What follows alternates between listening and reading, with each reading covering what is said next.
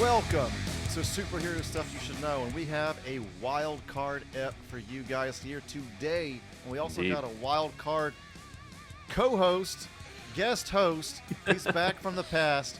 It's Stefan Santa Cruz. I just arrived from 1984. He's back. If you go back in the archive, Stefan was a co-host of the show for a while, and he's going to guest on this one. And I'll tell you why in a minute, but also Captain Ben is here. Indeed, Captain Ben. Our powers combined. Indeed.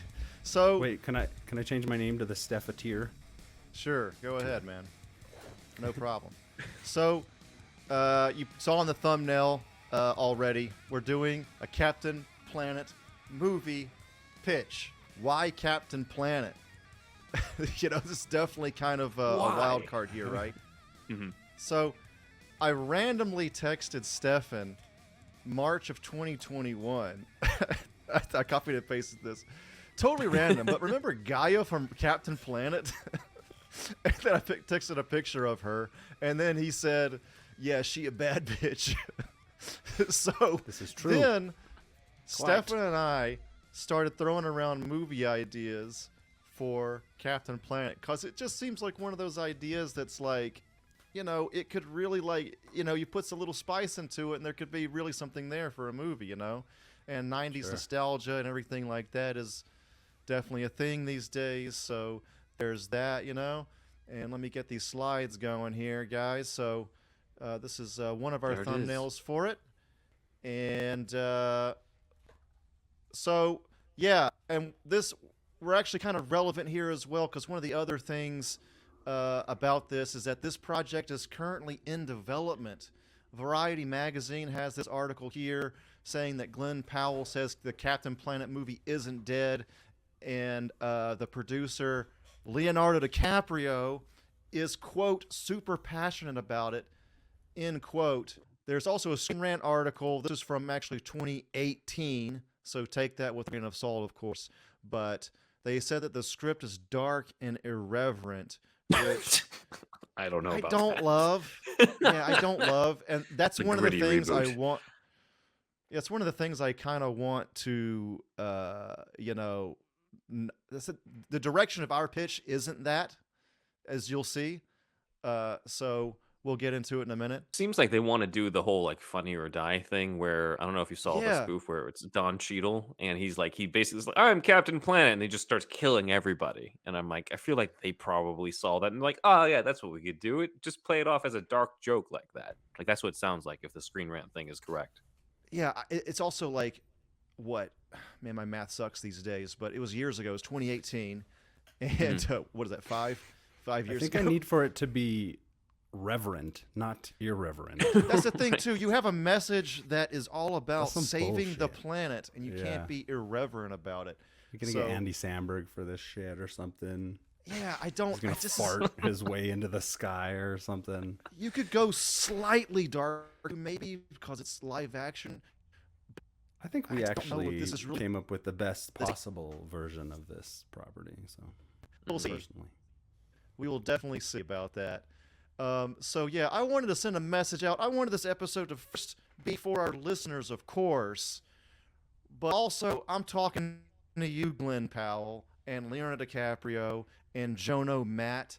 You guys are the main ones attached to this. It's also in your IMDb's. So, hopefully, this episode makes it to you guys. So, let's get started. All right? If we have DiCaprio watching superhero stuff, you should know already. I want to hang out. It's one of his favorite podcasts. If I want to go to one of his yacht orgies. If somebody in Leonardo DiCaprio's representation sees this, or somebody that he knows, one of his friends, or Glenn Powell or Jono Matt, anybody in that sphere, pass it along to them, please. So I'll even PA. Maybe... Yeah, Ben and I are also based in Los Angeles, so there's that. But anyway, let's get with the script. All right. So, this is the setup, and Steph and I came up with this. So, Ours is going to take place in the future, kind of the not so distant future of 2050, somewhere around there. We have here written like a techno dystopian wasteland future. I feel like in this world there's I would still... say, you know, that the Go ahead. speculative nature of like hyper commerce and, you know, hyper capitalism and hyper, you name it, technology and stuff like that. Just a lot of things cluttering and overlapping one another. And, you know, like we have how many devices we can see somebody having: glasses, a watch, and a fucking phone or something. I mean, it's probably more in the future than phones, but, you know, just this overabundance of tech and waste and just a disregard for the state of the world in a lot of ways. For most people, It's like halfway between... I would say it's like kind of Chappy. halfway between now and Elysium. the Matrix. Think the real world in the Matrix is like at 100% techno dystopian. This is like ramping up to 50% that. So nature's definitely taken a toll, or taken a lot of damage, right? Even the real world in the Matrix, you can see the Earth has pretty much gone to shit in terms of the environment, you know, and the way that the sky looks. Right. Yeah. Right. 100%. And also in our script, Mati is the main character, okay? He's the heart of the planet, and he's going to inherit this grand purpose in the script, as you'll see, or in, not the script, but our story beats. And we also had the idea, and I don't know how we'd have to handle this politically, or maybe we have to take it out, but we had the idea, maybe he's from a previously uncontacted tribe, and... I like the idea that there is some moment in the near future where that kind of becomes inevitable, you know, like the Senegalese having to deal with now some type of shipping. What is it? Or not the Sentinelese. Yeah, sorry. Sentinel Island, yeah. But, you know, just, or even like tribes deep in the Amazon or something, at some inevitable point, you know, they're going to have to sign up to Facebook or some shit. Because, you know, not specifically that, but just this moment, where those tribes kind of become something completely of the past, where they're, you know, the modern world or this future worldscape has trampled that to a certain degree, or is assimilating it. It's probably a better way to. It just fits with our theme, because if it just feels like if he's from someplace in Central and South America that was previously uncontacted. And again, this is in the future too, so like maybe it's somebody it's a area in Central South America that's kind of currently not contacted, but maybe will be in the future. But then again, I don't know, Stefan. Like, I feel like maybe this is one of those things that we throw.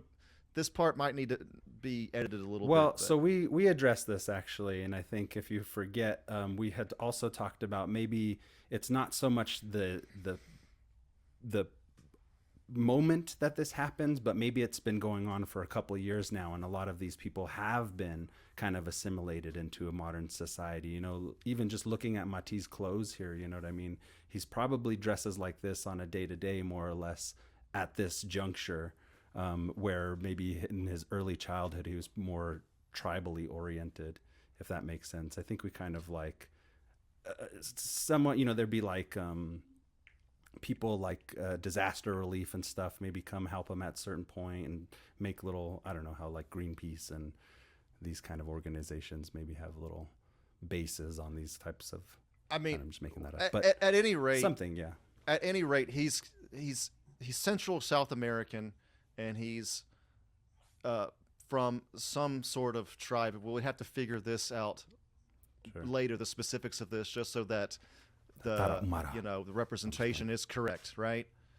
So, and also we have it written in here too. We thought it'd be kind of interesting if he actually had a synthetic heart, because this is, again, it's like kind of future tech kind of thing. So it fits the world. It fits the world. That was and an he earlier doesn't feel idea. totally of nature. Yeah, that's an interesting idea to play around with some of our themes. It was an earlier idea that there was actually some destabilization that happened in his home area, and maybe he was the victim of some kind of collateral damage from some mercenaries or some whatever, you name it. And also, so I think that's where that came from. Yeah, and then, of course, the eco-villains might even have cyborg parts to some degree. In the cartoon itself, they don't really have cyborg parts, because the show, that's the other thing, is the show's set in modern day, so with ours being a little bit correct more in the you. future, be a little bit more cyberpunky or something, and it's just again with that theme of like, you know, Well, future actually, versus. Dr. Blight is so obsessed and so tech obsessed with her projects and stuff. She's done stuff to herself. So a whole half of her face is, I believe, like a technological scarring that she keeps covered. It's some sort of So scar, and yeah, I don't know yeah, if that could be a cyborg part as well. I didn't think about that, and we something. have Yeah, this I kind of mean, yeah. reveal in the script that we'll get to, but I know it. Yeah, that could maybe be a cyborg part as well. That would be kind of cool. That And would you know, fit. some of the eco villains, in my mind, will have, you know, really colorful kind of representation. You know, semi accurate to the cartoon, maybe kind of subtly nodding towards their abilities and origins, but not so much. You know, it's really central to a few characters. But I'd like to think that they're still there. Okay. You know, people like Duke Nukem and Verminous Scum, Loot and Plunder, Hoggish Greeley, and such. Right. Real quick, we've spent a long time on the setup, but just real quick, what is everybody's familiarity here with Captain Planet? I'll go first real quick. So my familiarity with this is, it wasn't my favorite thing ever, but I did watch it every now and again. I remember liking it. I think I even had a couple of the toys, but you know, I liked it okay. I thought it was cool, and the ring powers are cool. I think I liked the fire power the most because it was fire. I liked Wheeler, I guess, but anyway, Ben. I definitely grew up with it. I don't remember that much about it. I mean, it was definitely something I watched. I think I had a T-shirt at some Wow. point of it, but yeah, that's about it. I guess because he didn't have like a mask that didn't cover his chin, because that's my thing. Apparently, maybe that's why needs I didn't that. stick with it. But if only he had that, maybe he I would needed have like a learned more. cowl on the top of his tree or his head to be like a tree. Yeah, then I would know more about this character. Captain So, Broccoli. but yeah, it's a character who I'm surprised they haven't been able to crack yet. Obviously, you know, I think that Glenn Powell is a great choice. He was great in Top Gun Maverick. Yes, That guy's bound to be a superhero at some point, just based off of that performance, whether it's Booster Gold or Guy Gardner or Captain Planet. Oh, Like he'd be a it's great gonna happen. booster. Anyway. What about for Booster? me? Oh, I was saying he would be a great booster. Actually, that would yeah. be fantastic. He wouldn't be my first pick. Sorry, Glenn. He wouldn't be my first pick for Captain Planet himself. But you know, whoever gets the ball rolling, I think that's a massive achievement.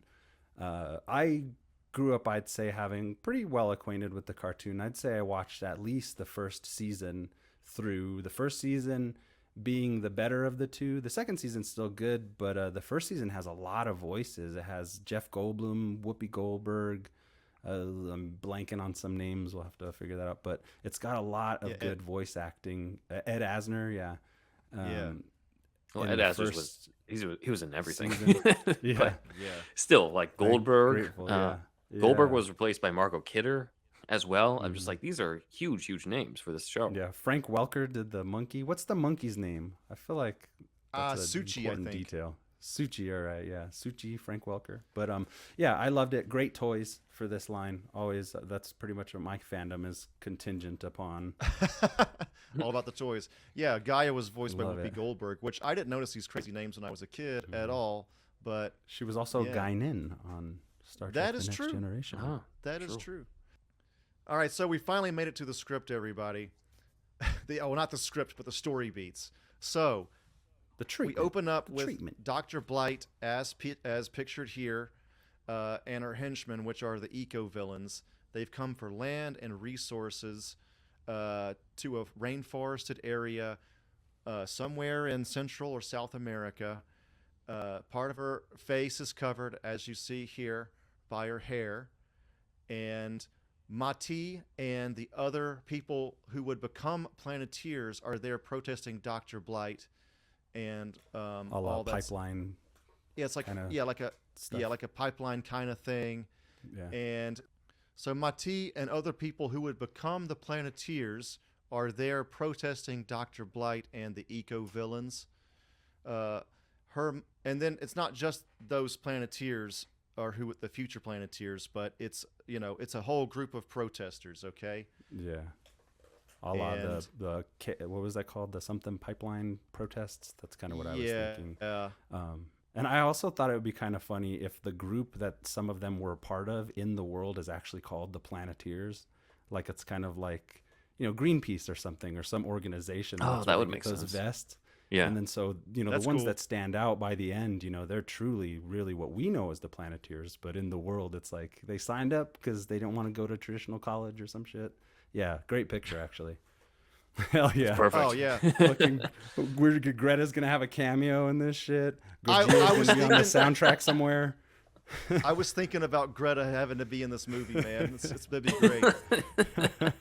Yeah, Hell yeah. I feel like they're like really protesting hard, but then of course the machines begin to absolutely rape the land for resources. They Yeah. don't stop. They don't do anything. Sludge. Animals are getting fucked up. Sorry, Yeah, that's exactly. No, it's okay. And they also set up pipes connecting to water supplies and things like that. And then it starts to get dangerous. This is kind of a beginning action scene. It gets dangerous between them and the protesters. And then most of them leave, but the only ones that stay are the ones that will become the Planeteers. Okay. Kwame. So, yeah, Linka. Kwame and Guy and Linka Mhm. and Guy. all of Perfect. them. Wheeler. So Wheeler. yeah, because in the cartoon, Gaia just kind of gives them out to everybody, which is fine. But we just want to make Yeah. this real simple, real quick, make it easy for Mati to decide, as you'll see. So Well, I want to make it dramatic as but well. they Compelling, emotional. dramatic But go ahead. as well. So, but yeah, the protesters lose this protest ultimately, and that basically it seems like all is lost. Mati goes back home and talks with an elder from his village. The elder mentions Gaia kind of in passing, but it does pique his interest. So then, and then I think you wrote this, Stefan. Mati would have heard tales of Gaia from an elder and believes he is tasked with bringing the rings together. And it plays in with maybe some Mayan cosmology or the local cosmology Sure, of the yeah. area. So That was an soul earlier purpose idea. and things like Yeah. that.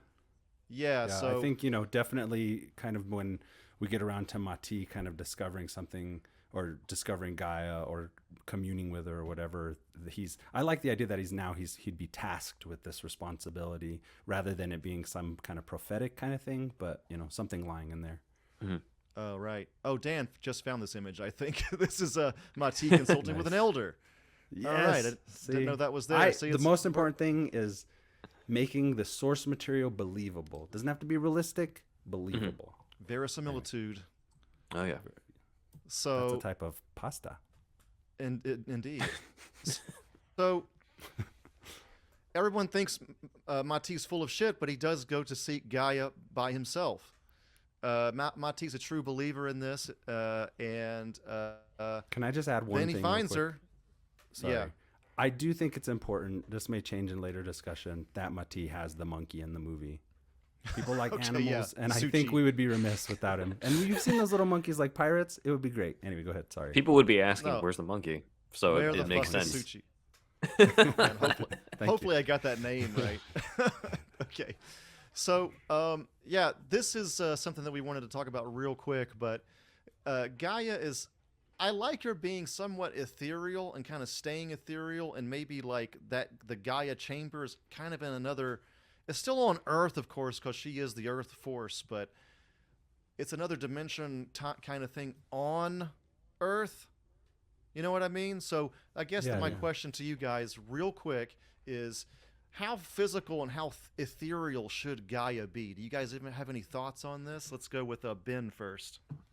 I think there's going to be an expectation for something like this to stay faithful to what's in the show. So I think that it should be like an actual.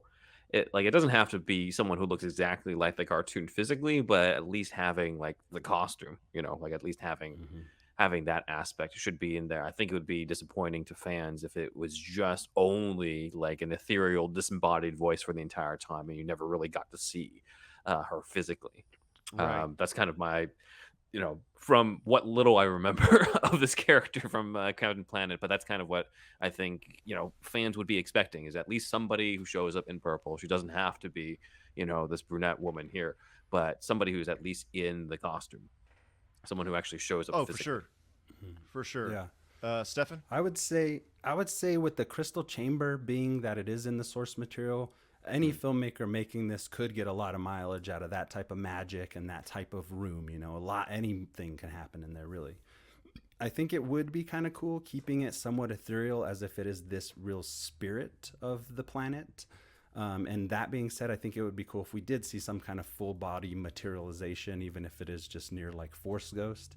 However, I thought a cool idea would be that it's like she is and she isn't. She appears to be flesh and blood and whatever, and is kind of an eternal being, or maybe like that knight in the end of The Last Crusade who just survives in this tomb forever, or this place. Oh, yeah.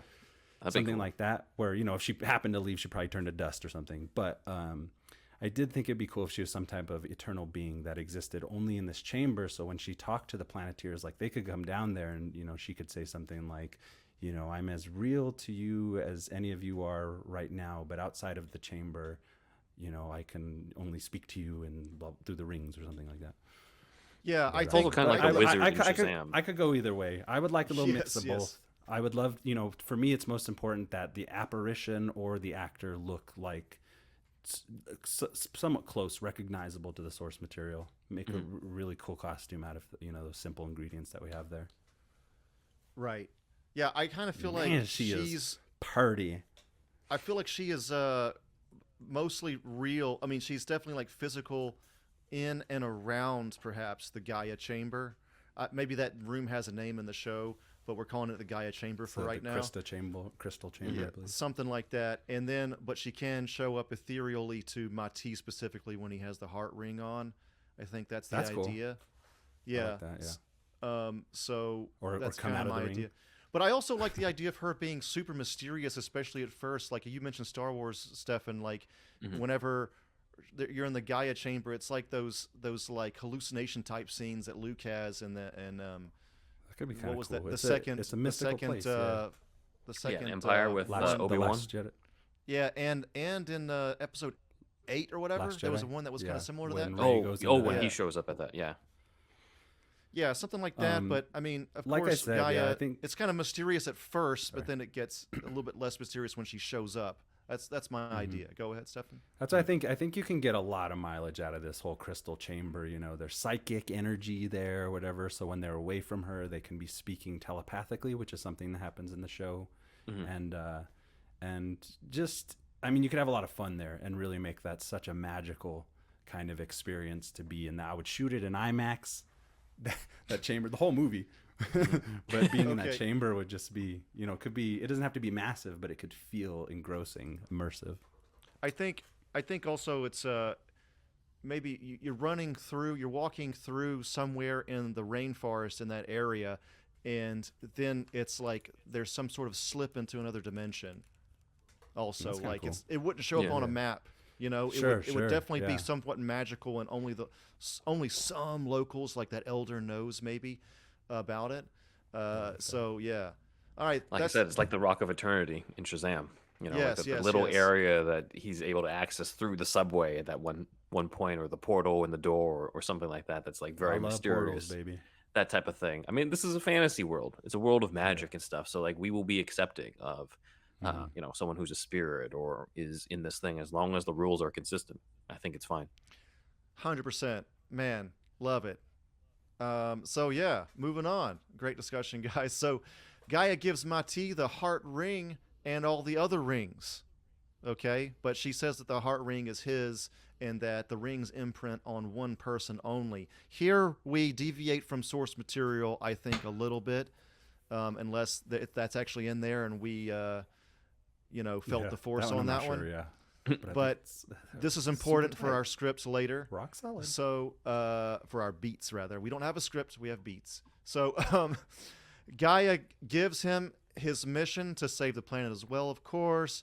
Then Mati goes back to the protest camp to give the rings to the other Planeteers because, we only have 2 hours, but also like he was moved by what they did, what they he saw what they did together. Heroes. Yeah, that makes sense. There's an established relationship. There's a connection there. They were fucking helping people. They were digging people out from sawing them off after they chained themselves to tractors and shit. Getting people out of there. So he saw heroes. Yeah, and you also we he could has have- a set number of rings, and he knows how many people were there, who were left over from that. So it makes sense. It's like, who are 4 other people I could share this with who care about the world? Yeah, I think Exactly. it's extremely solid and perfectly infallible. Go ahead. Go ahead. Yeah, this is just like it gives Mati agency immediately, and he's still kind of the center of this whole thing. So yeah, he gets them from Gaia, and then he hands them out to everybody. So we thought that would be cool. And yeah, he was moved by their acts in the first act, and maybe he got to know them a little bit more too, more than what we've said here. But Joking around, yeah, accents, and just good stuff. Speaking of joking around, like I want to have in this movie people making fun of the heart ring, because people have always made fun of the heart ring. When we were kids, we thought it was the lamest thing. Now, and I saw other YouTubers talking about this when I was doing research for this episode.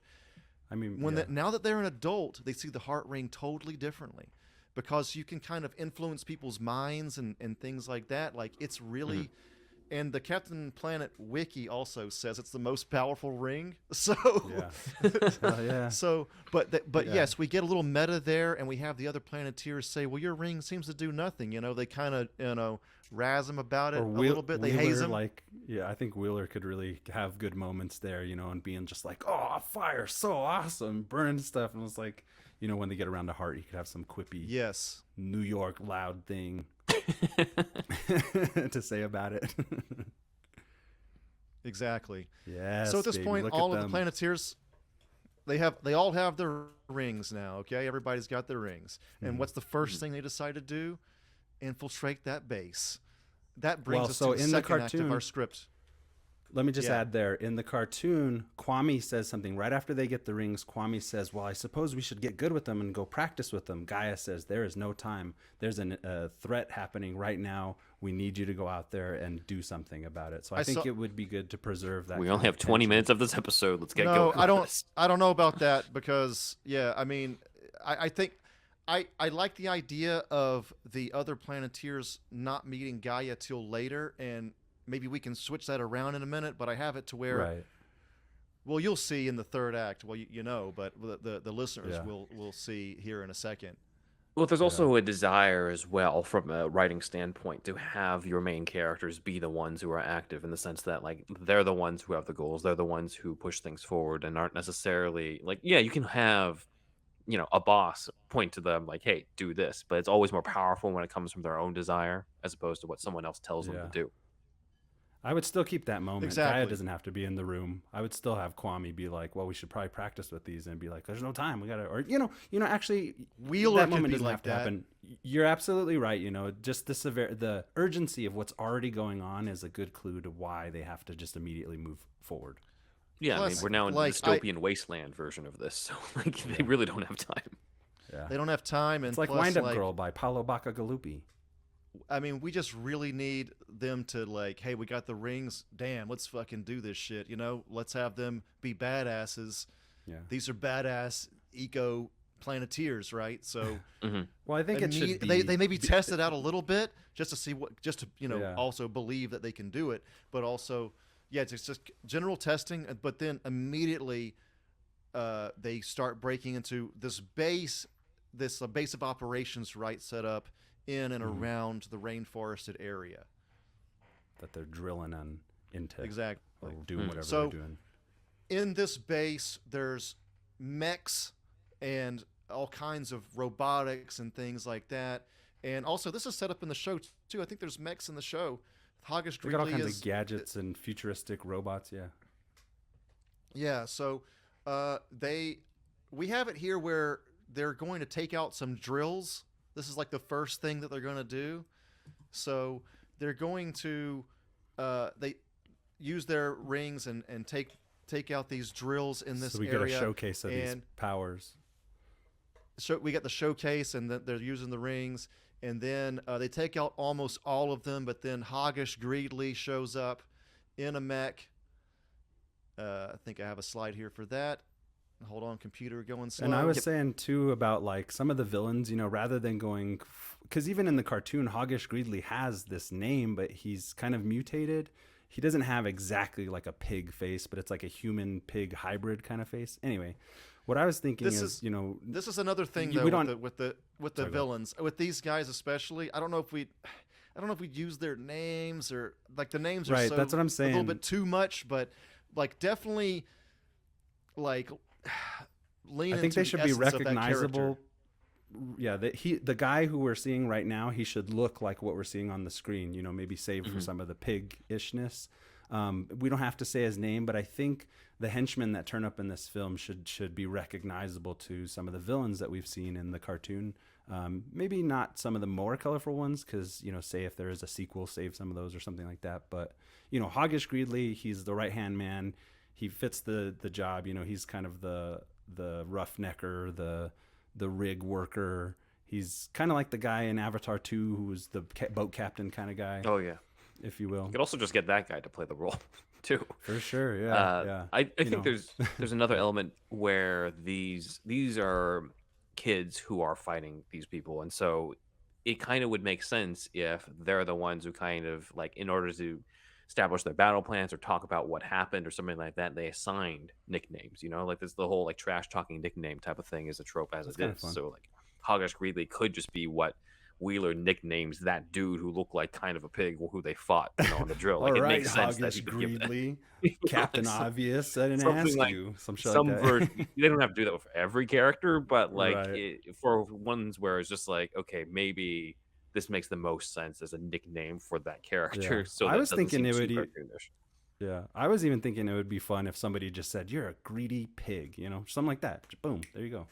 You're a greedy pig. It's subtle, but it's on the nose and subtle. It's something. Fuck you. I'm just playing it like that. But like, no, I'm just something. I'm sensitive. I'm personally not too caught up on the name. I mean, I would rather them not say it at all. I just like it just doesn't. It doesn't really bother me too much. The devil's in the details for me. I gotta fashion every moment and make sure it, you know, pays fan service without dissuading from the story that needs to be told. Yeah, so, yeah. I mean, the best bet is what you said, where the visual character is there, and people who are fans can recognize it. Be like, oh, that's Hoggish Greedley. Like that. Yeah. There you go. That's all you need. Definitely. Because he's got a fun sidekick too.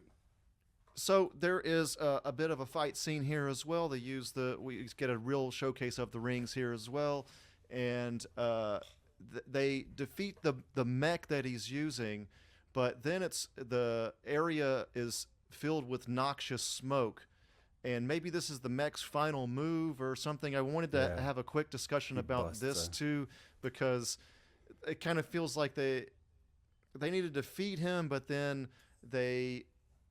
we need the next step is for our Planeteers to all pass out, right? So I guess maybe something that debilitates them. Yeah. Something debilitates them, but Mati's the only one who escapes this, by the way. Yeah. There's also an element here where like Mati hasn't really known these guys for a long period of time, right? Because he kind of sounds like he meets them after that like first act opening and stuff, so like they're not naturally going to be that great of a team and working together at this point. I know that's kind of a trope in terms of like the team has to become more of a team type of thing, but like there's a reason why that works, is because like it's just not really realistic that you and 3 other strangers are all going to be completely in sync with each other just because you have these rings.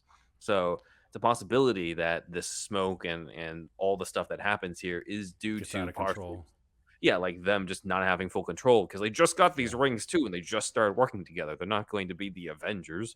They're not even going to be the Avengers the first time the Avengers fought. So maybe one of them could inadvertently like bust open some noxious gas processing chemical and you know, exactly. You got kids with too much power. Dynamic.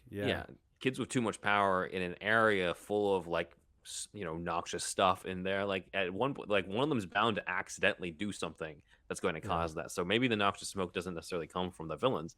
It just comes from their fuck up. It just comes from them not knowing how to do this. That's a good point. I think it would be very cool if they have Hoggish on the ropes right there, and then one of them goes to use the power, maybe hot-headed Wheeler, and blows up a tank or something like that, and then that happens. So it's just, you know, it's like when you're in a video game and you do that one thing you know you would have you do the opposite of what you should have done, but you know you can do it, kind of thing. Mm-hmm. You know, does that make sense? So It's I think something. it would. I think it would be cool. Yeah, they have him on the ropes. They're just about to beat him, but one mistake. Yeah. There's nice pick. See, Yeah. it'll be recognizable without being pandery, guys. Mm-hmm. And the noxious smoke too, obviously Yeah. is a hint back to pollution and things like that. Can't breathe our own air, shit like that, Smart right? guy. So Yeah, hell yeah, way to go. So yeah, it's kind of all on theme, right? Smog, yeah, some smog. Right. I So think she's kind of a babe too. Dr. Blight, yeah, we'll would get somebody hot. Disregard the scar. So Mati's the only one who escapes, and the other 4 Planeteers have passed out. Okay, and then Dr. Blight takes these 4 rings. She doesn't know about the other one, but she does. She's seen what these kids are doing with these rings. Of course, she wants them. So while they're passed out, she gets all their rings. Can I add something? I Yeah. think we will touch on this later because we came up with this a lot later. But at some point, I think prior to this, there should be an introduction of the character Zarm and there being more deeper, nefarious. We're gonna get to that. actions behind it. I know, but I think they're probably, because why is she taking the rings if we don't know somewhat of her motivation up to this point? But I'll leave it at that then. If you think it'll be better realized. No, by the end, but she just saw what these rings can do, so she takes them. actually, that's cool. Yeah, I mean it's enough already. I mean, that's fair. You never know. I think at some point, I didn't mean to spoil anything from our own movie, but We're going to I get to think a character maybe named Zarm in a earlier. second. I'm kind of assuming that, well, some of the people will be hardcore fans, but I assume a lot of the listeners are like us, where they haven't seen this show in 25, 30 years and forget some of the other characters. So we're try to remind everybody of who's who and what's what. Cool. So Save that for the last then. And maybe, you know what, you bring up a good point, though. Maybe she, because of the imprinting thing, she tries these rings, of course, and fucking nothing happens, right? But she still pockets them anyway, and we move on. So, she has the rings, and she takes the Planeteers with her back to her ship. We had this idea of an air fortress, or maybe it's her base of operations, at least, in this area, okay? She's more into the heart of this, burgeoning I think it's just the wasteland. command center of this complex, really. At first, Yeah. it was like this drop ship that seemed kind of cool, like Avengers, massive hovering fortress kind of thing. But I think just this blemish on this island is very much could just be this monolithic heap. Yeah, But whatever, that's our command center is there. It's a base. the thing is, in the original idea, it was this air fortress. But the thing is, we never got to the point where the ship was going to take off, so it kind of didn't matter. Yeah, so it would have to take off. It'd have to be kind of dramatic takeoff for that to really pay off. So we kind of changed that idea. But anyway, like Jurassic Park. So Mati here, in his time of desperation, talks with Gaia, and in the image here, he's doing it kind of physically. But our idea is that he does this kind of for the first time using the heart ring, okay? And so then she tells him to just talk. Gaia tells Mati to talk with the other Planeteers, and at this point, I feel like he knows he can talk with Gaia. He doesn't really know what his heart ring can do. It hasn't really done much yet, right? Other than talk to Gaia, I guess. Yeah. So now we see Mati for the first time use his heart ring to talk with the. They're like mostly passed out, but I feel like I'd like to think maybe Linka is waking up first or something. The Wikipedia seemed to say that you could talk to anybody conscious. So. So he gets in touch with Linka, and then Linka distracts the guards somehow. Maybe she screams or something. We could talk about this real quick. Like, is there he's talking with her telepathically. What can he get Linka or Kwame to do in the situation? Just like kind of like your standard, distract the guards kind of deal, or right? Or they what? don't have their rings at this point, so I think maybe they're. It doesn't have to be just the one either. They could have already been woken up, but I guess that doesn't matter. But I think it should be. Go ahead. I think it should be all of them because of the fact that if we are, let's say we go with what I originally proposed earlier, where they don't really know how to work together. Mm-hmm. This would be the beat where they have to work together, and Yes, they have to work yes, together yes. without the power. So then it wouldn't just be Yes. Lincoln; it would be all four of them that are in that cell who then have to figure out, kind of like what we're doing now. Okay, how do we do that? How do we distract the guards? What do we do to do that? You know, So like something one person. extremely cool, clever, smart. You ain't never seen it before. Yeah, we'll have to Yeah. figure this out in the actual script and not in the beats. But they figure out how to distract the guards somehow. Mhm. Thanks to Mati The monkey. helping wake them all up. No, this is better. Yeah, you The want the talking. monkey Never to mind. Sorry, I'm obsessed with The the monkey shows up and saves the day. saves the day. Actually, So Monkey is main anyway, Totoro. character. anyway, the guards get distracted, Mhm. and this allows Mati to sneak into the base of operations. So thanks to Mati's heart ring powers, Mati is in the ship, or he's in the base of operations. So Mati makes his way to the cell in which they're being kept into the base, and then we head into Act But they meet 3. up somewhere central. They- They get out of the cell. I would think. Yeah, they meet up somewhere in the cell. Yeah, maybe. Yeah, I guess In you're the right. base Maybe somewhere. the Planeteers or that were in the cell have gotten out by themselves, but thanks to Mati as well with the heart ring. Maybe doing some Jedi mind tricks here or something with the heart ring, using it on the other guards too. You know, kind of everybody in the base. That'd be kind of a maybe fun he sequence. can affect the guards there too with that. Oh, definitely. Within proximity or something, he uses the hold on 1 second, and they kind of work together telepathically or whatever. Yeah, 'Cause you need we've that just had- demonstration. We've just had that like big about the heart action ring. scene where Mati didn't really know what he could do, and we just had a big action scene with everybody else using earth, wind, fire, and water. So this should be all him. Right. Like, so this is like going his for it. showcase, one of his showcases, right? So totally. that was kind of our idea for that. But when they all meet here in this section, we're going to be heading into our third act, but it's at this point where we'll take a break. Okay, everybody, we have a new thing that we do here on Superhero Stuff You Should Know. We are going to start every month having a new GoFundMe and or charity that we're going to give a shout out for. And this month, well, tell them about it, Ben. Oh, this month we are debuting this in our episode about Superman 2, and this is completely related because Valerie Perrine from Superman 1 and 2, Miss Eve Tessmacher, has her own GoFundMe. Unfortunately, for the last few years, Ms. Perrine has had to retire from acting because she is fighting Parkinson's disease. If you've been following her on Twitter, she has been auctioning off different memorabilia from her time in the movies in order to raise funds, but she is unfortunately bedbound. She has round-the-clock caregivers, and she has a GoFundMe set up through her friend in order to help her out through that. And I think it is on a lot of us as Superman fans who grew up with these movies, grew up with her as Miss Tessmacher. I think as a thank you, it would be more than appropriate for us to help her out. Yeah, so please, if you can go to her GoFundMe page, it's been linked in the description here as well for everybody. If you can donate to her, that would be great. Again, she's part of the Superman legacy, and let's try to help her out if you can.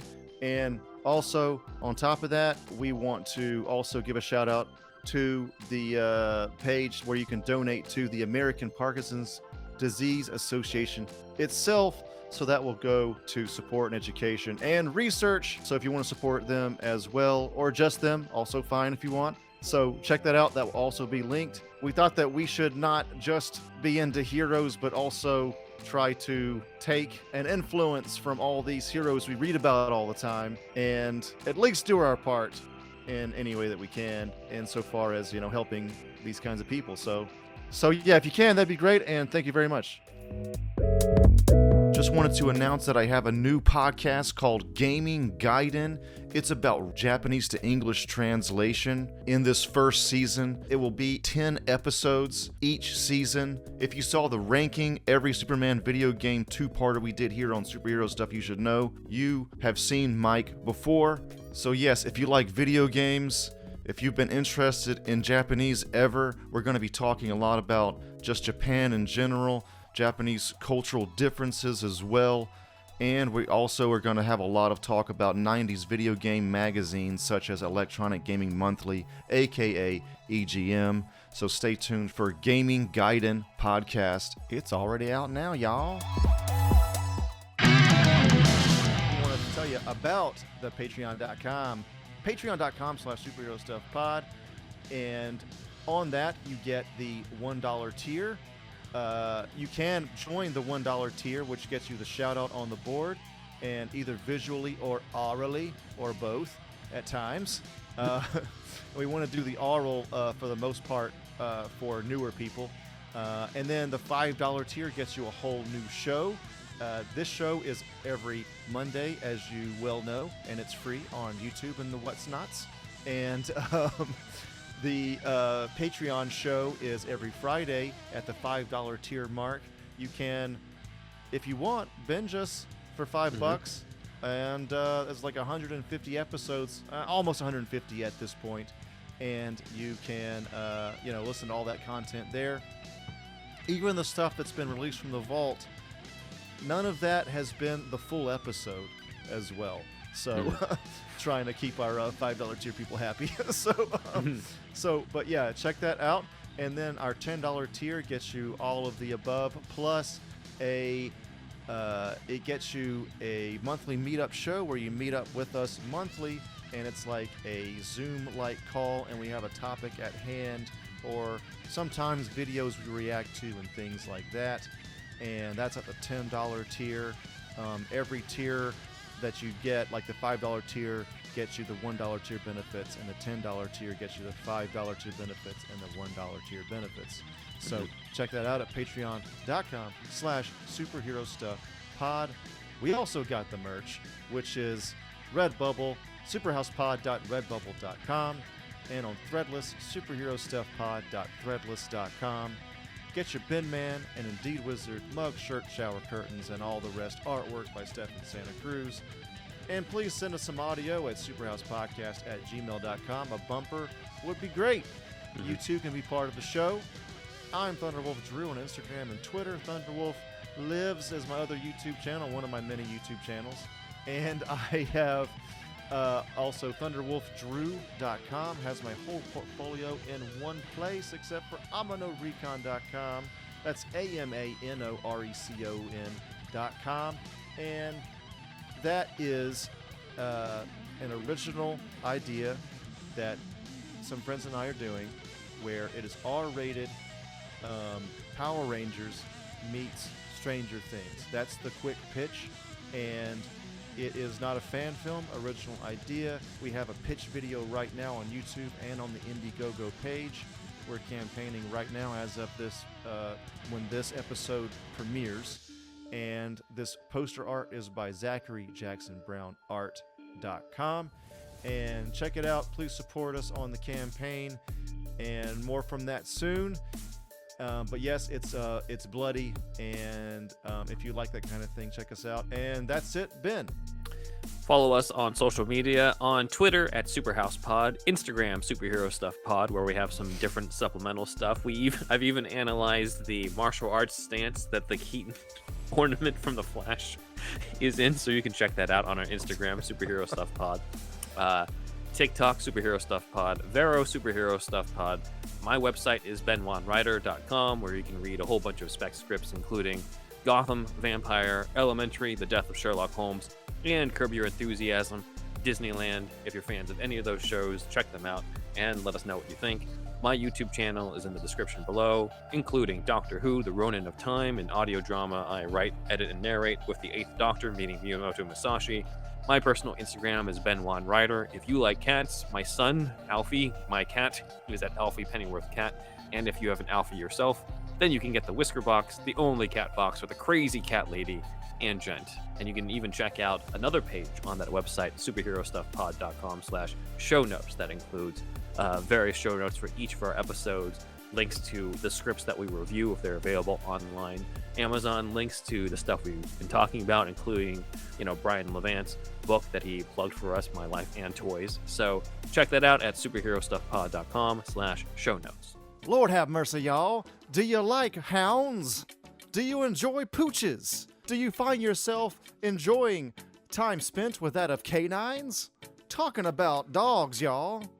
As you might have heard, Superhero Stuff You Should Know has now teamed up with BarkBox. For every month, you get a box for your special canine. Pooches. Or hounds. That's right. One free extra month if you go to barkbox.com/superherostuffpod. Follow the link and you'll get a free extra month valued at $35 and valid for all multi-length plans. So get the BarkBox for your hound, for your pooch, for your canine. Your doggo will thank you. You boys from the Okefenokee. All right, so we're back. We're starting off our third act here, and we're going to cut to Dr. Blight communing with Zarm in her chamber. This is where we take a bit of a poetic license as well. In the show, Zarm is this character that's kind of like the anti-Gaia. He's like sometimes ethereal himself, but obviously he's the total opposite. Yeah. He's all about hate and war and pollution, totalitarian and rule, greed, and everything. So yeah, he's kind of like the anti-Gaia. Republican. Maybe something like that. But anyway, we have an idea of maybe Zarm as a type of super advanced AI, and we can that was your idea. That's your idea.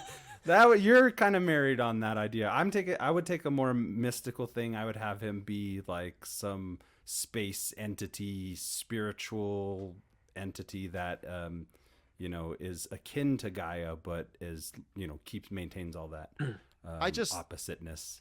I just think that it's good that he's an AI. If it would be cool. We're in a techno future, and it's like a kind of like a Ghost in the Shell thing, where it really is like kind of like this consciousness that's come about, and of course totally against nature. And that AI's whole thing is like his only domain is in a techno world, but he wants to expand his base.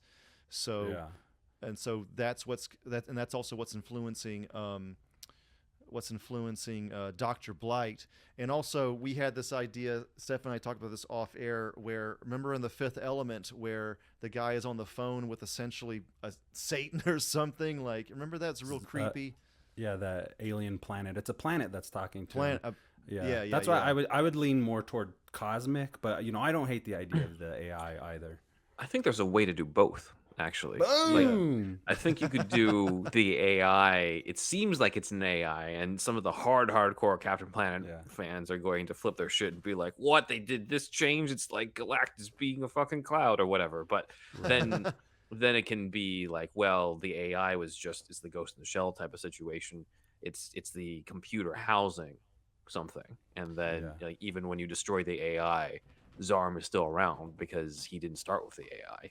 The origins of this AI are mysterious, and That's maybe cool. might not have even been the AI. And I think Zarm could take on a body form as well. He could become human. But also he's the internet. He's everywhere as well in his own way. It's ethereal in that way. You know what I mean? A lot of good ideas. There's a way to make it like more ambiguous, where it's just like, well, is it a clear-cut AI? Because like, let's say they destroy all the computers or something at the end, just like, oh, he's gone. It's like, no, he's not. I think it'd be cool if there was some. I think it'd be cool if Dr. Blight. She's like this techno genius anyway. I think it would be cool if she unearthed, like this ghost in a machine from maybe some kind of alien artifact or some kind of something that has tipped her off to the existence of this thing, how she's tapped into it. I think it'd be cool if it was like a Ghost in the Machine kind of thing. It being alien is interesting because then that would mean it would be not of Earth, and so not Gaia, right? So very powerful, scary, and maybe even some type of visualization of him somewhere in here. Something like that. Techno, holographic, something. I don't know. So, she is here copying the rings with her future tech. She saw what the rings can do, and she thinks she can copy it so that she can have one. She can imprint on on her. Or I guess actually All where we're 4. headed, these rings don't imprint only on one person, because we'll get to that in a minute. But these rings have slightly different rules, so we'll keep that idea. So which is also from the cartoon. Also from the cartoon, yeah. That's where this visual is from. I think she's copying the rings here in this episode. I'm pretty sure. But on the screen, TC. Whether this screen is ZARM or not, it says contingency installing into the rings themselves, which we'll get to in a minute. So then we cut to Mati. Mati tells them that he will go get the rings alone, where they're being stored in the inner chamber with Dr. Blight, okay? Remember, she has the 4 original rings, and now she's made copies as well. And so I forget why do we have them separate there? Why is he doing it alone? I forgot.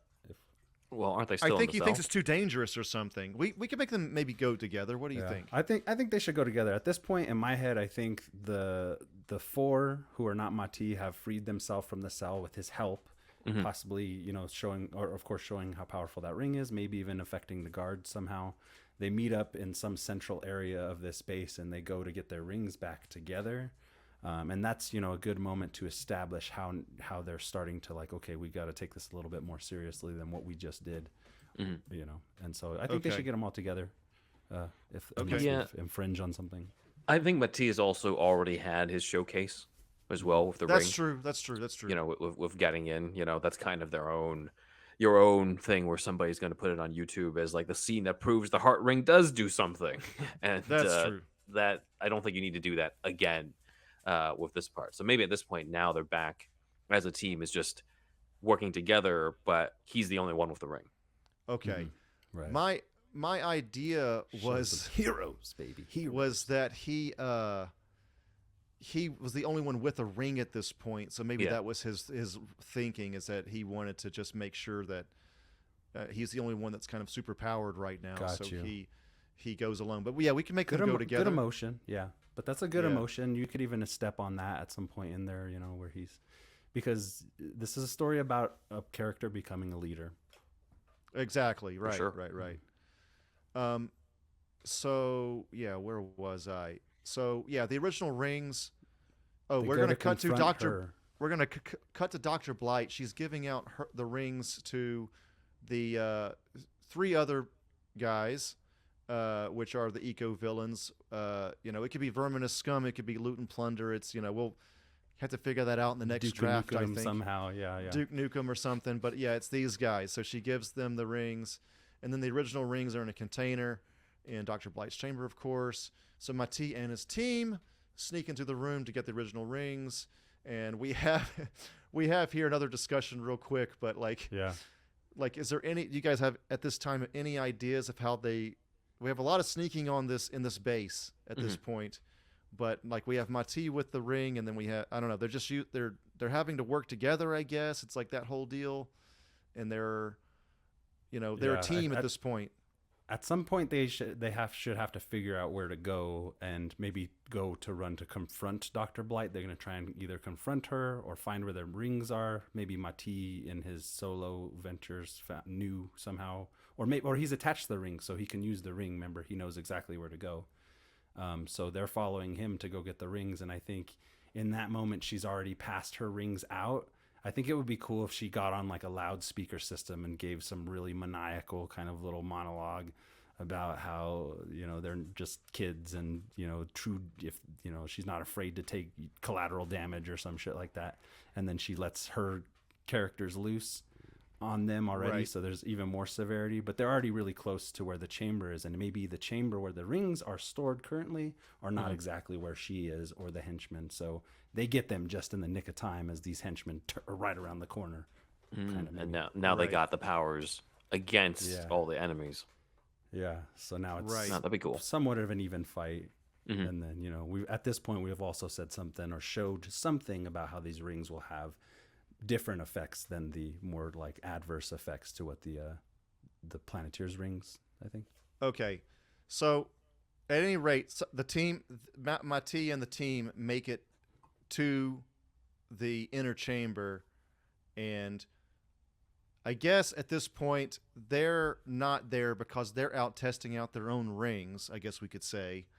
So Right. so they have now recovered their rings. And Can I just add something here real quick? I think when she lets loose the henchmen characters who now have their own rings, I think maybe to go completely obliterate the rest of the protesters and set that up about right here. Okay, so they're not just killing, they're not just killing the environment, they're going to kill people. Because they don't think these teenagers are much of a threat, so they're going to go out and get rid of all the rest of these protesters and supporters of this thing and take back this island. So that gives the kids that opportunity to get those rings and then go after them or where we move on from there. It does raise the stakes. It raises the stakes. So yeah, we have here written that the eco villains are going to get their rings and they're going to want to test them outright. So they're going to leave the base at this point and then go back into the rainforest and do a bunch of damage here. So we see kind of a showcase of their rings. Now the Planeteers go out to confront them with their rings. So now we're going to have ring on ring battle basically. So that'll be yet another action sequence here showcasing both sets of rings, which is I think would be great. And I think they're working together as a team better than ever also. And go ahead, Stefan. I was just going to say each ring should it might spoil something later, so maybe I'll just wait and then come back to this. Yeah. Okay, so what they're doing now with their rings is much worse than the drills and everything from the first act, right? So one's smog, one's waste, one's and bad shit. So in the cartoon, there's a hate ring because it's the opposite of heart. But in ours, we don't have a hate ring because she never even knew that the heart ring existed, right? Okay, so that's her idea. Is hate, and I do think Dr. Blight uses hate in the cartoon specifically. That's hers, but we don't have that in this. We're leaving the source material a little bit in this part. So anyway. The Planeteers go out and they have this battle, and then Gaia tells Mati that they need to hurry, so we're amping up the stakes even more. And that's because when Mati hears that, he just kind of innately understands that the eco-villains are now headed for Gaia's chamber, and they're going to find out a way to get there, right? So, and then they're kind of I might need to talk about this aspect as well, but Mati is from the area, so he says he knows a shortcut. So I don't know, it's like this, are they all like in a race to the Gaia chamber at this point? It just kind of feels like the third act, we need this final stand right outside of Gaia's chamber or something like that. We need to somehow get there. Well, let me tell you how we do that. Okay. I think the henchmen, their ultimate goal is to get to Gaia's chamber. Something about that power. We could even say something earlier on about how she wants to kind of destroy these other rings now that she has her copies, or she wants to somehow harness that power or destroy that power. So that's why the eco-terrorists with their rings are, they're on their way to Gaia's chamber. They're wreaking havoc with those protesters and putting everybody in danger, messing up animals, just carving their way towards this chamber. I think with that shortcut that Mati has, he leads them there. They regroup with Gaia just in the nick of time. No, that's what we have written here. Yeah. Yeah. They meet up with Gaia, and look, I wanted to talk about this too. Yeah. Gaia is very weak, but they do meet her, and the way I envision this scene. This is Mati's met her before, and he's talked with her several times. The other Planeteers haven't met her yet. This is all, other than the rings having powers, this has all been kind of bullshit. When they meet Gaia, they've met Mother Earth herself. They are so moved by her presence. This is a very deep and spiritual kind of awakening kind of emotion that they're all having. If they weren't true believers before, they are now. So this is definitely a moment. They have a moment, but it doesn't last too long because we're in the middle of action. But yeah, when they go meet Gaia, we have this idea of her of all the Planeteers through that shortcut going to the Gaia chamber, and they briefly meet Gaia, get moved by her and be in her presence, and then I guess their attitude and their spirits and everything, they become galvanized and they become one even more than before, and kind of begin their last stand, because it's like this or nothing, right? In front of the Gaia chamber. If I can add, Gaia, and also we can play that Gaia's weakened, or she might even be dying at this point. They're really at the very point of the planet or whatever where the spirit of the earth resides, and they're attacking it, they're hurting it. And so in the cartoon, there's also a moment where Kwame again says something like, what happens if we can't defeat the foe or whatever. So that'll lead into something a little bit later, but it kind of, in this moment, I think she hints towards the ring's power coming together. So maybe she tells them at this point about making the rings come together. Yeah, in the cartoon, we're gonna get to it, guys. I know you've been waiting on it, but I didn't want to spoil. We're just about to get to it. Yeah, I didn't want to spoil, but I thought a good detail, because I thought it could happen at this moment. And so okay, go ahead. Yeah. Okay, so the planet. Okay, Ben, hold on real quick. Yeah, because this is a big moment that you guys have been talking about. We have a lot of things to cover. We have the sort of, they bond together spiritually. They meet Mother Nature. There's exposition that needs to be addressed and stuff. So like, there is a danger here of, if this is like right in the middle of action, we don't want to step on the emotion of that point. Right. So I was curious. Just this backtracks way back, because I feel like maybe I missed it or something, but how does Dr. Blight know where Gaia's chamber is? Maybe I was thinking about that just now. So maybe Zarm tells her, or something about having the rings put together, or what she uses tech to find the source of the power of the rings, and she sees that it's like a million times powerful than just the rings themselves. You know what if we switch it? Okay. What if the Planeteers are like, oh shit, there's in danger. Mati's like, I have to talk to Gaia. Let's go to Gaia. They go to Gaia, but they don't know that Dr. Blight is just like, the kids will lead us to Gaia.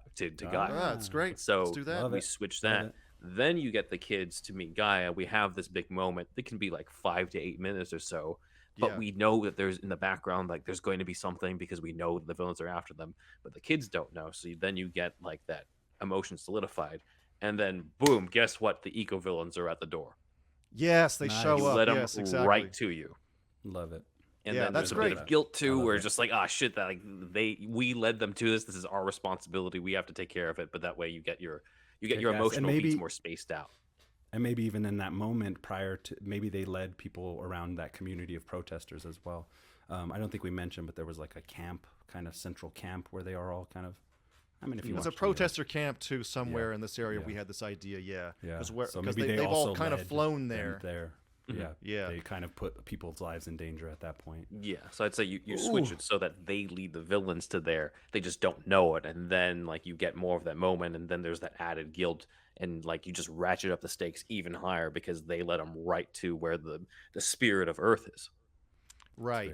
So at this moment, again, we are kind of bookending the moment in the beginning, again, with protesters, but it's just the Planeteers again, this time with their rings. And they make a final stand here. Like, this is Gaia's chamber. You can't knock this down, man. We can't have this happen. She's already weakened enough. So at this moment, they almost die fighting. There's another scene. They use the rings again, but back they against kind of the wall. Back against the wall, almost literally, maybe against some trees or something. I don't know what it would be, but they basically are on the brink of death, pretty much. And then in the darkest moment, they put their rings together, and let our powers combine. Earth, fire, wind, water, heart.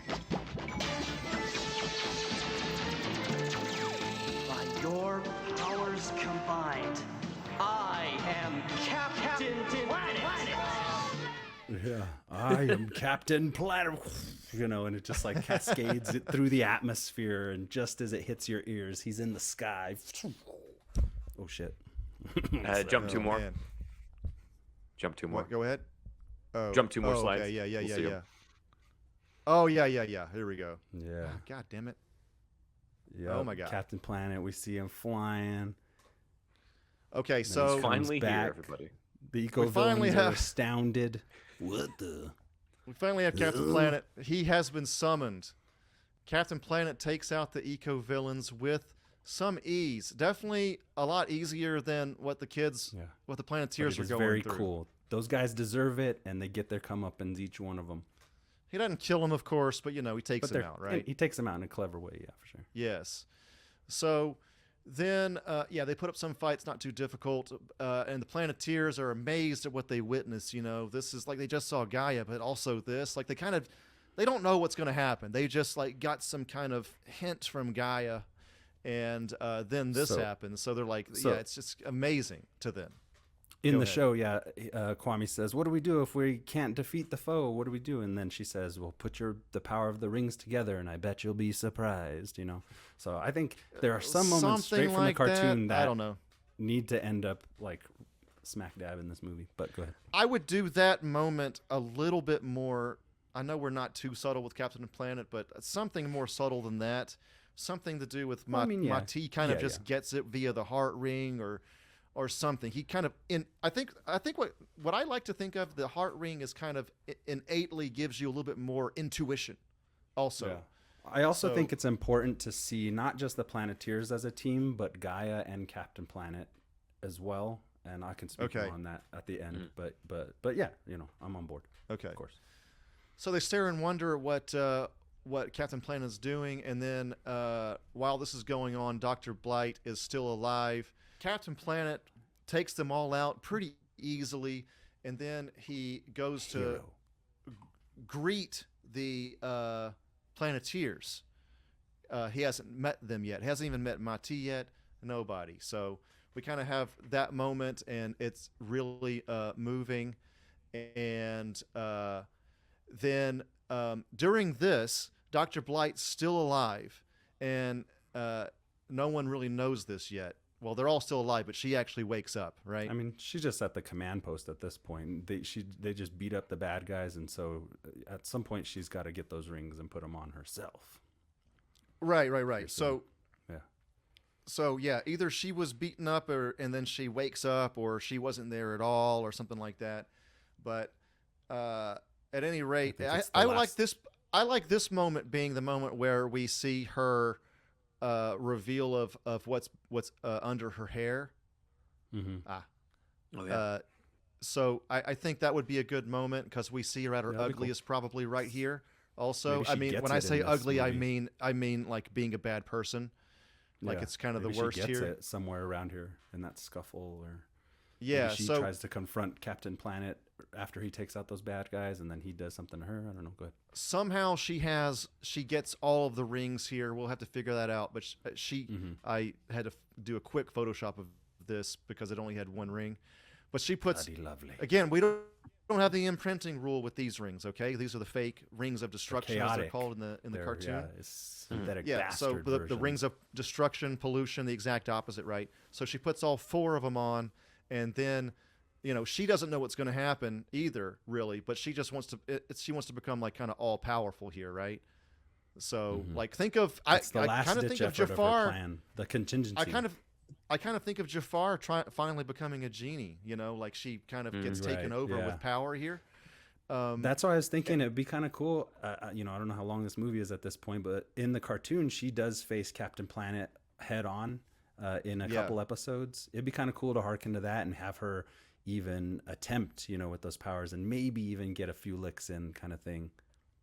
It depends on how the rules of the rings would work. I mean, maybe, yeah.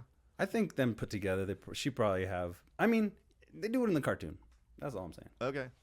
All right. So, but then again, but at this point, she accidentally, or maybe on purpose, we don't know.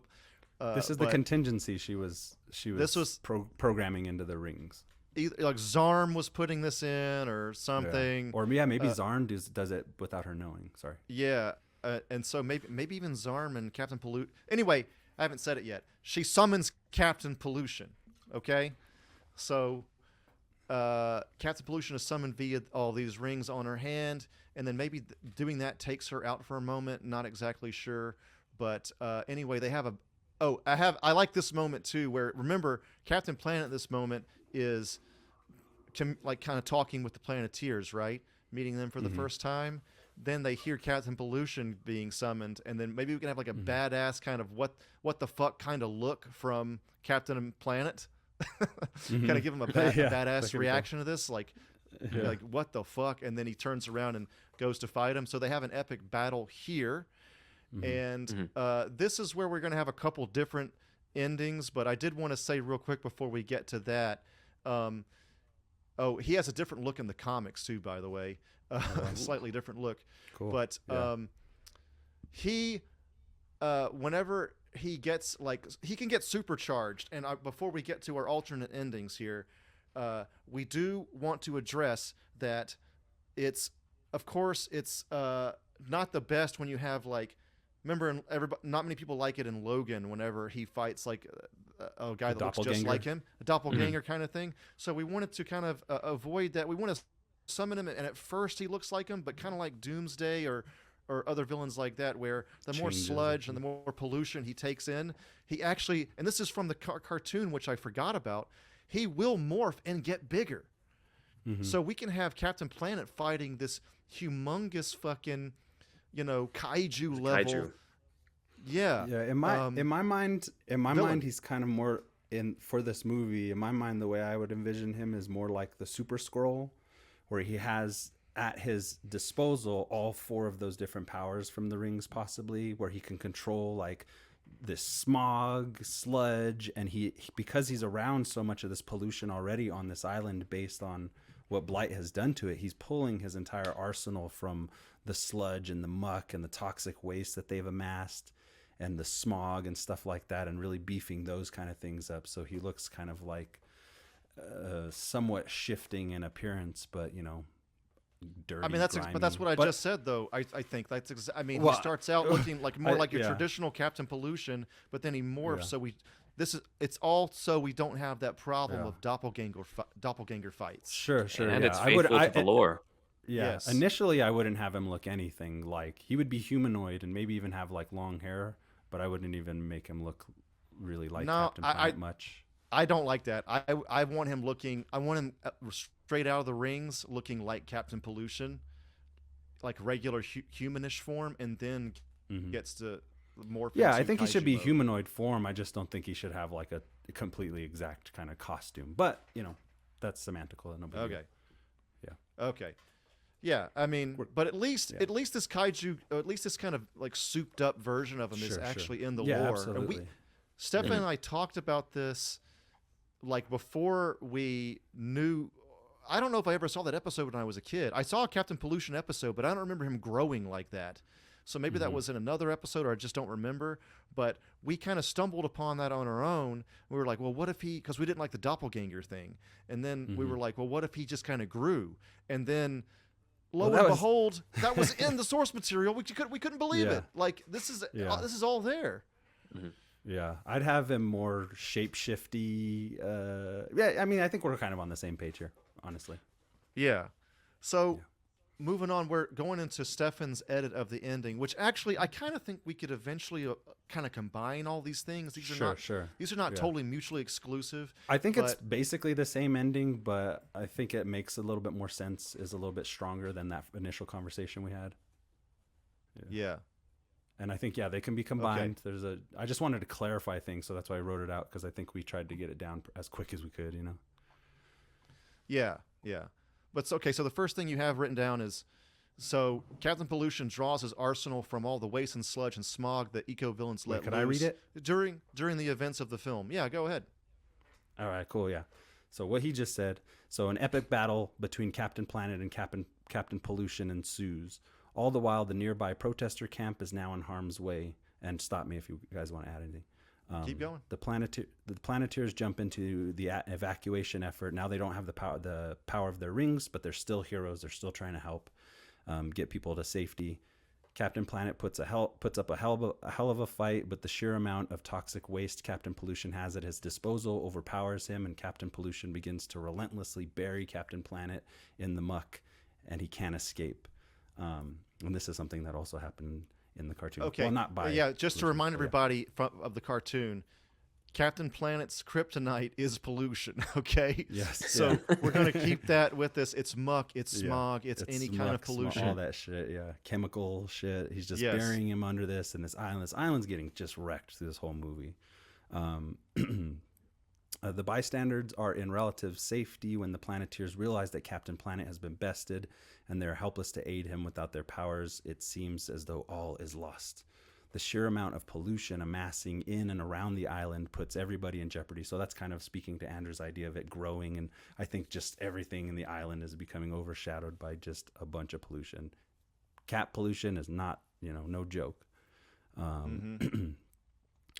Puts everybody in the island in jeopardy. Captain Pollution has no intention of letting up. There's a note there. It's not why he exists. All of them are shrouded and in darkness. Anyway. Cut that I out. was trying to fix your writing here, but I didn't know what you were talking about.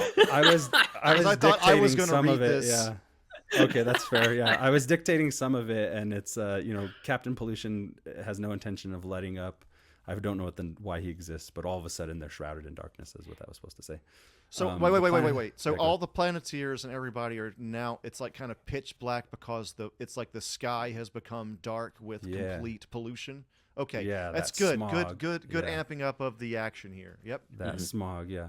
The Planeteers look on helplessly and feel that their efforts have been in vain. They need a miracle. And I got this idea from you, actually. Because earlier we had a different contingency for what would happen here, but I think Andrew mentioned something about rain, and I think that's better. All of a sudden, from the distance, thunder and lightning begins to crack in the sky, and then rain begins to fall, beginning to saturate everywhere and everything, in kind of a cleansing kind of way at first, just take liberties with that visually. The rain steadily becomes stronger, now distracting Captain Pollution as he sees his arsenal of muck and smog begin to dissipate around him and rinse from his body. Then he lets up on burying Captain Planet. Jump to Mati, he says, "It's Gaia," and instructs everyone to hold on tight. Then suddenly a vicious tropical storm forms over the devastated landscape, seemingly focused on battering and breaking down Captain Pollution's powerful form, as well as cleaning off many damaged areas and freeing animals and people who've been trapped in the battles. The storm tears Captain Pollution down to a basic form. Yeah, so I wanted to talk about this real quick. Yeah. So the storm takes him back down from kaiju form to basic form. In the cartoon, I believe he would be totally taken out by regular rainwater at this point because he's the opposite of Captain Planet, right? So he would, I think you would have to, I guess because he was so powered from before that this rainwater doesn't take him out entirely like it normally would. It just depowers him a little bit because he was again, really it's kind of juiced. hearkening. Yeah, and it harkens to the entire group of characters we've introduced working as a team, not just the Planeteers. It's kind of her, they set him up, she knocks him down kind of thing. But anyway, the storm washes away the sludge, also trapping Captain Planet, and he starts to regain consciousness. The smog dissipates and the storm clouds all but clear out with enough rainfall to keep Captain Pollution debilitated, but with enough sunlight to recharge Captain Planet's store of energy. And he blasts out from his burial just as the rain stops and shines with a magnificent glow above the island. So in the cartoon, he's got that gold globe kind of thing. We don't have to be right on the nose with that thing, but I think kind of like an aura of golden light, maybe not, I don't know, whatever. Captain Pollution tries one vain attempt and an attack, but Captain Planet quickly mops the floor with him in his weakened state, putting an end to his and Blight's reign of terror. The Planeteers gather before Captain Planet, admiring him and all. He hangs in the air and at a distance, somewhat silhouetted by the sun, says, so at this point, I didn't go back and realize that we had a thing of him talking with the Planeteers at one point. And I thought it'd be okay and kind of cool if this is as much we see of him besides him fighting is like this kind of silhouette, especially when he talks. So there's kind of this mystical mystery behind the character. So that's what I wrote there. But I then, think I like him talking with them a little bit there. yeah, I mean, he will then talk they with them. actually get to Yeah. know him a little bit. Yeah. I like that as well, and they do that in the cartoon for sure. He's kind of real chummy with them, which is cool. I just thought it would be kind of a godly kind of moment, but I didn't go back, so that's fair. But I wrote a little line of dialogue I thought would be nice. Always something like this, not exactly this, but always remember, it's you who can truly make the world a better place. I am Captain Planet, but The power is yours. his body motions to fly away, but the energy of the rings goes the opposite direction, back into their rings, right? Yeah. Some CG effect there. You got to have that original line. I like how you kind of edited it into a bigger sentence because he just kind of says, Yeah. "Remember, the power is yours" in the cartoon. But this is Yeah. this is a good edit here. So yeah. Thanks. Yeah, I like it. I think it's emotional and whatever. The Planeteers gather after that. Smoke, dust is clearing. And Mati, now rightfully sitting in a position of leadership, addresses them, stating that Captain Planet is right. And that with their abilities, they can do a lot of good for the planet. They can protect Gaia, and in turn, she can protect them. They are the Planeteers. You know, then you zoom out and show the landscape or cut to different animals and prosperity and shit like that. And you see things starting, you know, those CG images of things getting better, you know, people building or whatever, you know, use your imagination. And then I was just joking that I wrote a Captain Planet theme cover by Avenged Sevenfold. But, you know, Gojira will be in the soundtrack somewhere, especially when you see the villains, maybe. Okay. Toxic Garbage Island. I don't know. Actually, But that's my you- ending. Or Joe? Go ahead. It's a good ending. I do like it, and I like the. I don't really like that band. I don't like that band too much, but I do think Gojira, because Gojira is a French was joking, yeah, metal but yeah. band that is very much about eco issues. Environmentalism. They're a very much an environmentalist metal band, and they're very popular too. They toured with Metallica, so like, you know, they would be a great pick. And if they covered Captain Planet theme song, that'd be amazing. And also, it kind of fits on theme too, because these Planeteers are badass. They're badass Yeah. fucking people that are risking their lives, and they're fucking, you know, they're not little babies, you know. So them having kind of a metal cover here at the end, it kind of would sort of fit on theme. So I do think that's a good idea. And I want to tell you right now, I can just imagine this scene. It starts to rain, and all the other Planeteers are like, "What the fuck?" And they look to Mati, and he just says, "It's Gaia," you know. Yeah, boy, and like he it's. knows. Usually that would be kind of not the best thing, because it's a deus ex machina, literally, just about. But we're dealing with gods. That's already been established. Maybe it's Gaia's last thing that she can do, or it's the only thing she has left in her energy stores too, whatever, because she's also weakened, remember? Maybe she has enough just for this.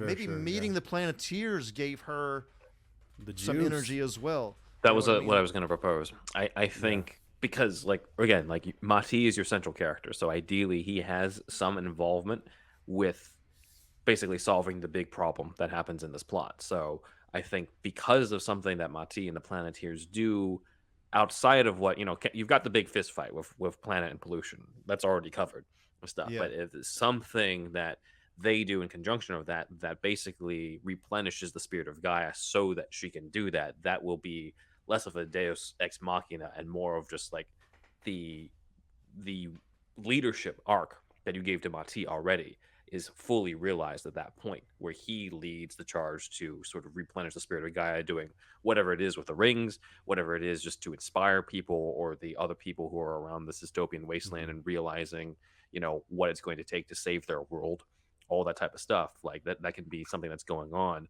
while we got, you know, the big fist fight that you can just edit into the trailer and stuff. But the core arc is Mati bringing everyone together to help basically replenish Gaia so that she can help planet fight pollution.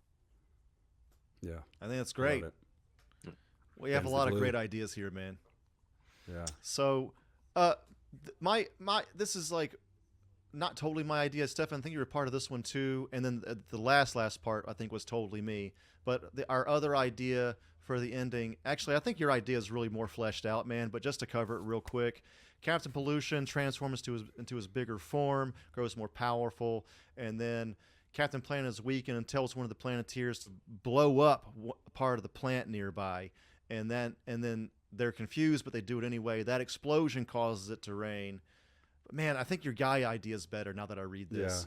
Yeah. Initially, this I was cleans thinking off Captain Planet. Yeah. Remember, Captain Planet's in a super weakened state, Yeah. and then the rain cloud. Captain Planet, but then I had an idea that Captain Pollution destroys the rain cloud with his powers. So I think fighting weather would be interesting. Like we haven't really seen a whole lot of that. And but then he then goes to fight Captain Planet again after that. But then Captain Planet wins the fight, of course. And then then we have the moment where he goes and thanks the Planeteers and says, "Remember, the power is yours." He returns to the rings, but. I don't know, man. I feel like you cracked the code mostly on that third act there in that last version. part. I don't know. What do you guys the think? main thing is this version also addresses having the Planeteers play some sort of role in it, which would already be done if we were to have some version of Mati leading them into replenishing Gaia to help out Planet there. So it's kind of already a combined version of those ideas. Our powers combined, literally, when it comes to writing that act. And and it's so. Exactly. I don't know if that's meta, but a lot of these lines and a lot of these themes and stuff are speaking directly to the audience too, and kind of like hoping to instill that inspiration of like making the world a better place, doing your part, and teamwork and all that stuff. So Secret Galaxy, which used to be Toy Galaxy, they have an episode of Captain Planet, and I also watched that for the research for this episode. Nice. And he does make a joke at the end, like, when you were a kid, did you get the subtle message from this cartoon? So yeah, the people always kind of make fun of that because it's Ted Turner. It's had a big hand in not this. subtle at all. Yeah. So right. the third idea, and this is, I don't know, man, this is kind of a maybe, but I wanted to kind of throw it out there just for completion's sake. This one was all me, but my idea was after the fight, Captain Planet dies. Okay, it's kind of a double knockout. Captain Pollution is taken out, but Captain Planet also dies in the process. Right, Doomsday Superman kind of situation. And then they both fade away, both Captain Pollution and Captain Planet. And then after the fallout, Mati then asks Gaia, who will be Captain Planet now? And then she responds and says something like, the power could be yours, Mati, if you choose. And Mati looks wide-eyed, nearly crying. He looks back to the other Planeteers. And then Mati becomes Captain Planet.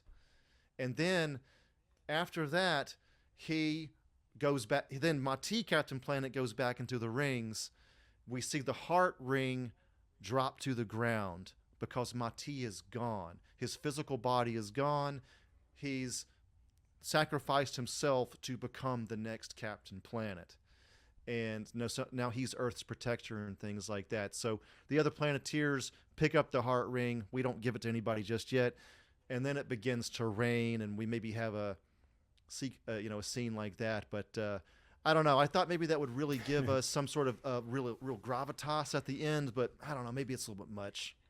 It is. I think a lot of the Captain Planet fans are going to flip their shit when it comes to that part. But I admire the guts and the gusto to that one, though. Yeah. Like it's even as somebody who doesn't remember as much about the TV show as you guys do on this, I'm just like, I don't know about that. But I get it. I feel like, okay, this one is probably the most. It is the most powerful for Mati's arc because he does have. He makes a major step in a literal transformation at the end of this. We just don't necessarily know if he needs to go that far in order to get there. So that I'll go because this is mostly what you guys fleshed out. I'm kind of the I'm almost kind of like an executive producer or exec at this point, just listening to this and doing stuff. So came up with the cornerstones of this movie. Yeah. You guys, this is your things. So I'm not going to take credit for it. But one thing that I think we should address, because we might get comments about that, is the fact that this is a Captain Planet movie, yet he doesn't show up until the third act. I know. I thought we have that something. kind of. It's. We definitely thought about that. And maybe we can get him sooner. Okay, go ahead, Stefan. Go ahead. I have another thought about that. I think ultimately the film itself should be called Captain Planet and the Planeteers, just like the show. Partially because you're gonna get Captain Planet, but the Planeteers are central to the film. The action's great, the drama's great. It might be a little too late, it might be too much of a build or whatever, but I think that third act climax action scene where you see Captain Planet throw down and see the force that he actually is okay. I think it is more so about the Planeteers, and even the cartoon is like that. They're mostly on the adventures. You just see Captain Planet at the end anyway, so it's kind of true to that is true. It I feels think like on that. Captain Planet would be so overpowered in the beginning, but then True. again, maybe they could figure out a way to take him out without Captain Pollution in the beginning. Yeah. I don't know.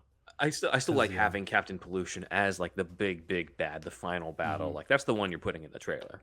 Super Bowl trailers is all going to be Captain Planet versus Captain Pollution and stuff. But I do think there's a few things on this. One of those is like, even if you call it Captain Planet and the Planeteers, like the Captain Planet's the face that people remember. Like Matisse not like I'm like, who, when I was looking through this, and then I had to look it up on that, because like we do have to factor in the idea that this is like the main face and the name that's drawing people into this movie, and the nostalgia would be Captain Planet. If it is Glenn Powell or any other actor, like they're there to sign up to see that actor don that. And if he doesn't show him a bunch in the marketing. I wouldn't hold off on showing Captain Planet.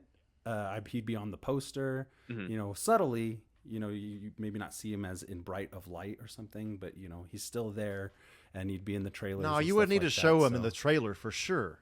Yeah, but also wouldn't. Even if this yes. wasn't based off of, let's say it was just called the Planeteers and it was an original thing, and Captain Planet didn't exist as a previous IP and stuff, we still have a final fight represented by a face we just met, which is which is divorced from the whole IP stuff. That's the only other thing where I'm just like, I'm not really sure about that, because we just met this guy and now we're supposed to care about him in this big fight. Okay, but I think there is a thing, though, where the pitch that you guys had, I think by the time we do actually get to Captain Planet, because I was tracking the time on this, I'm just like, I feel like we're closer to like maybe an hour in when Captain Planet shows up in you guys' pitch. I don't think you're an hour and a half in. I think you're an hour in, because like it's only going to take like 30 minutes for Mati to free him, which means that you could have an extra just 15 minutes after where like he defeats Dr. Blight and stuff.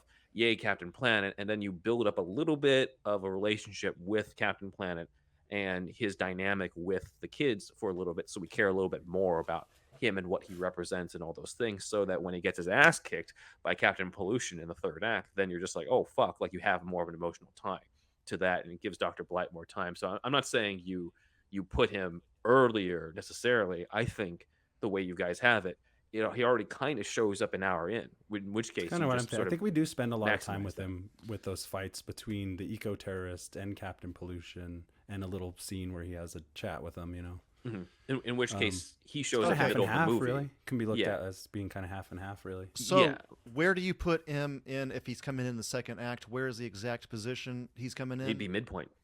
He's midpoint. So after they got the noxious gas, or what's happening here?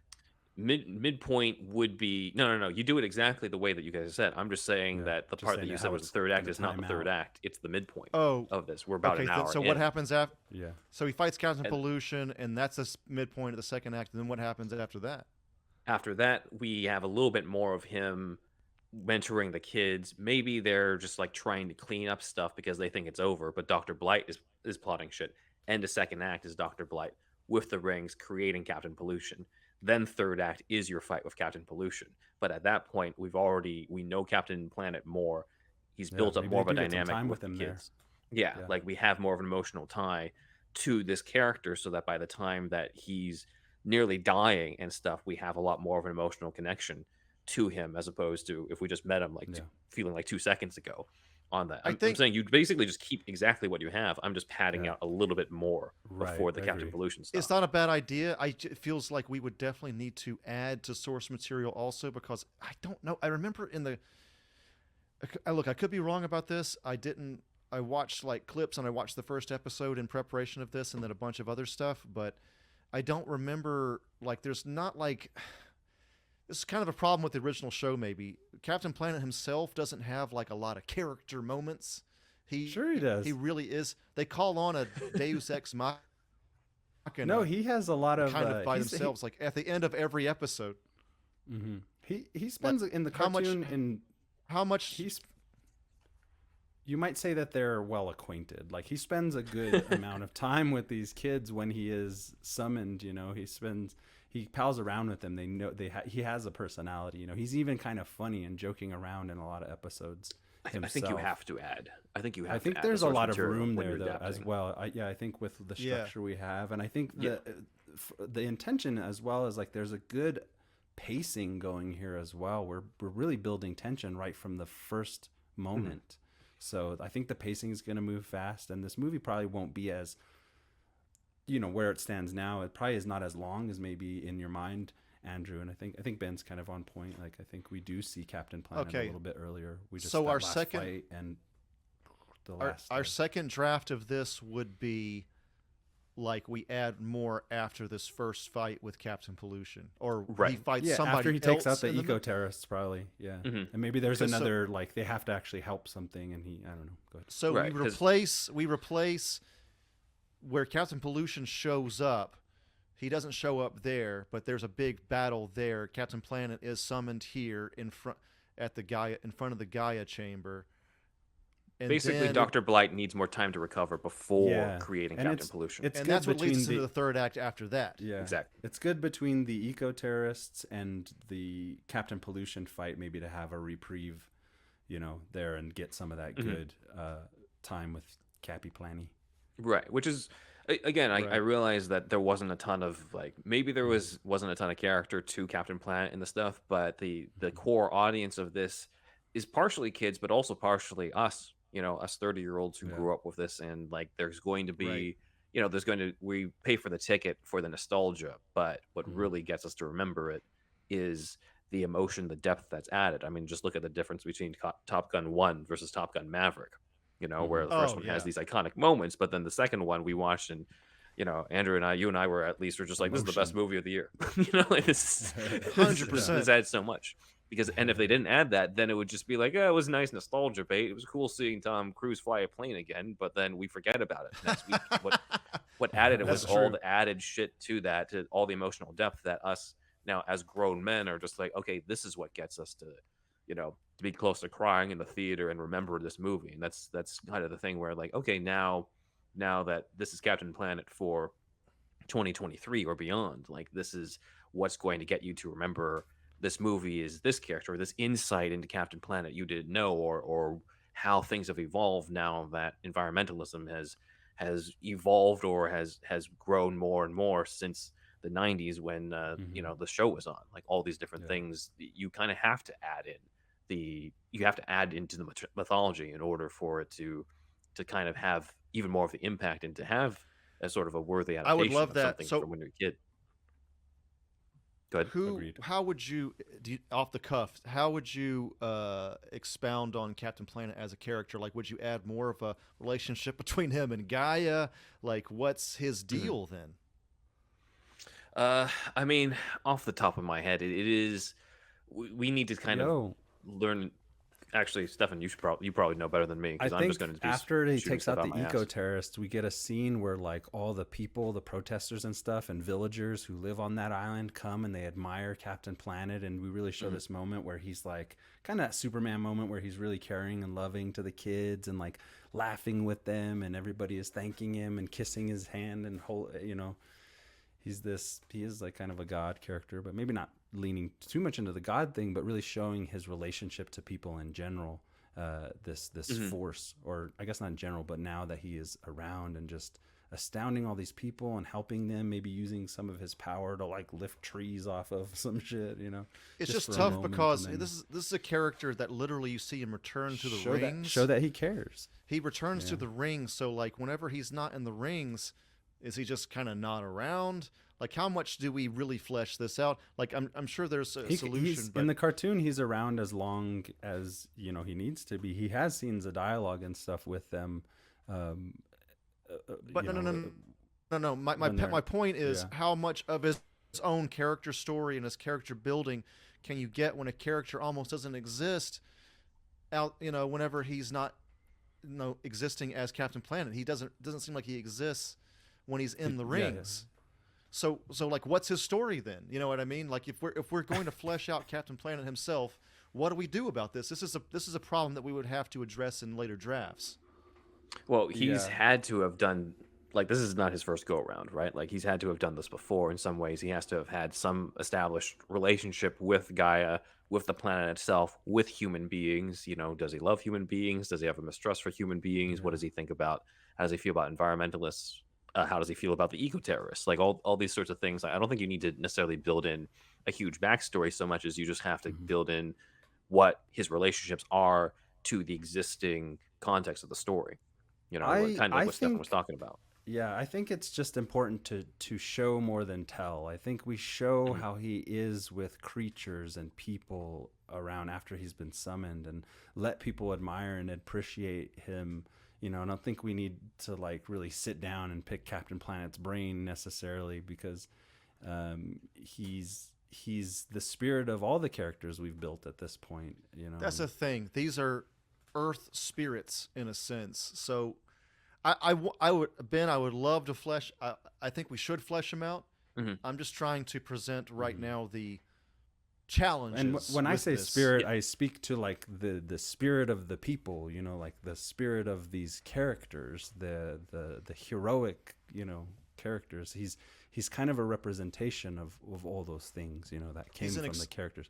I He's think an your extension emotional of Gaia, right? He's how he's Gaia. an yeah, and now an He's Gaia's extension of protector those, in a sense. and now extension of those kids, you know.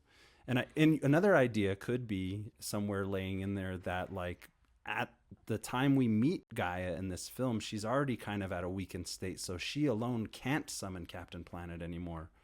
I don't know Yes, how, at what yes. point we'd build that in, but you know, she needs these kids to come together and utilize whatever, you know, to do it together, because she can't do it on her own anymore. So that would kind of write out the fact that, you know, oh well, were there earlier Planeteers?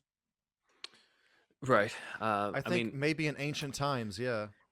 probably, but I think there's another aspect too of the fact that he arrives due to, you know, it's their powers combined. He is kind of he's a combination of the characters we've been following for the first half. So there can be instances of him showing traits that are similar to each one of them at some point, or at least kind of knowing how one person feels about the other, or repairing relationships there. Like there could be something done that's almost like kind of a Shazam thing, where it's just like it's an adult actor playing off of the things or characteristics that we know about the kids. It's all of them You combined know into what? him.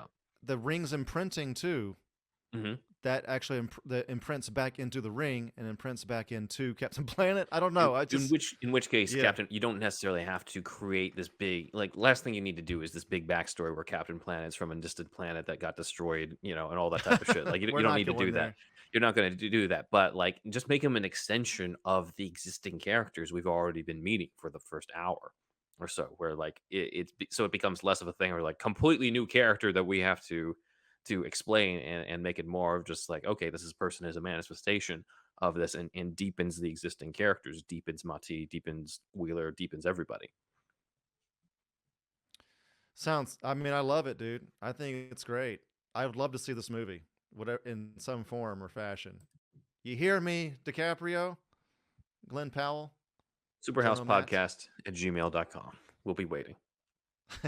Yes, we'll be waiting. So yeah, that was our pitch, and we just like we have written here some themes too.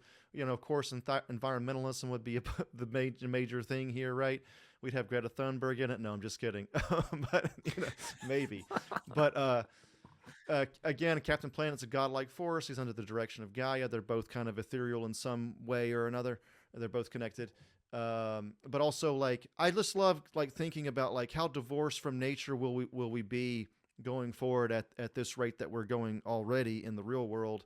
How big should cities get? You know, where are we going? Like, is every place on the planet eventually going to be covered in concrete? You know what I mean?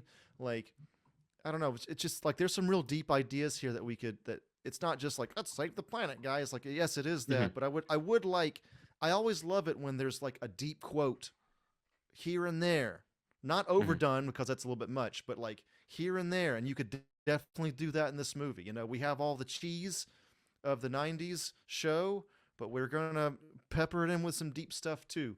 And yeah, being connected with nature, and it's that whole thing about like kind of like the stereotypical like Western mindset is that we are living above nature, or there's man-nature dualism and things like that.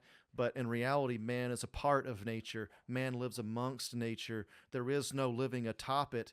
We're among it. We're not separate from nature. We are it. We do, descend from apes and things like that. We're not really separate. We are nature. And if we could just remember that, maybe the world would be a better place, and maybe some of those ideas could kind of seep into this movie, So, anyway, if you guys don't have any notes on that part, we'll go into our in summation part of our notes, which, as you can probably tell, we didn't really reinvent the wheel on this script. We, I think, followed kind of like, I mean, I hate the word sometimes, but we followed a lot of tropes. We followed kind of like the typical, arc with this kind of movie. But the thing is, I think it still works. I think it seems like a lot of people feel like a Captain Planet movie would never work. But I think even without thinking of something crazy, actually following the most like kind of like a non-crazy formula, it still works. This idea still works. I think we all think this podcast. So I thought that was interesting about and how we wrote it. So, and again, it doesn't. Our script is not, I think, not dark, not overly dark or irreverent. So, going back to that Screen Rant article that we talked about earlier in the episode, what's missing from these beats and what we would address in drafts going forward.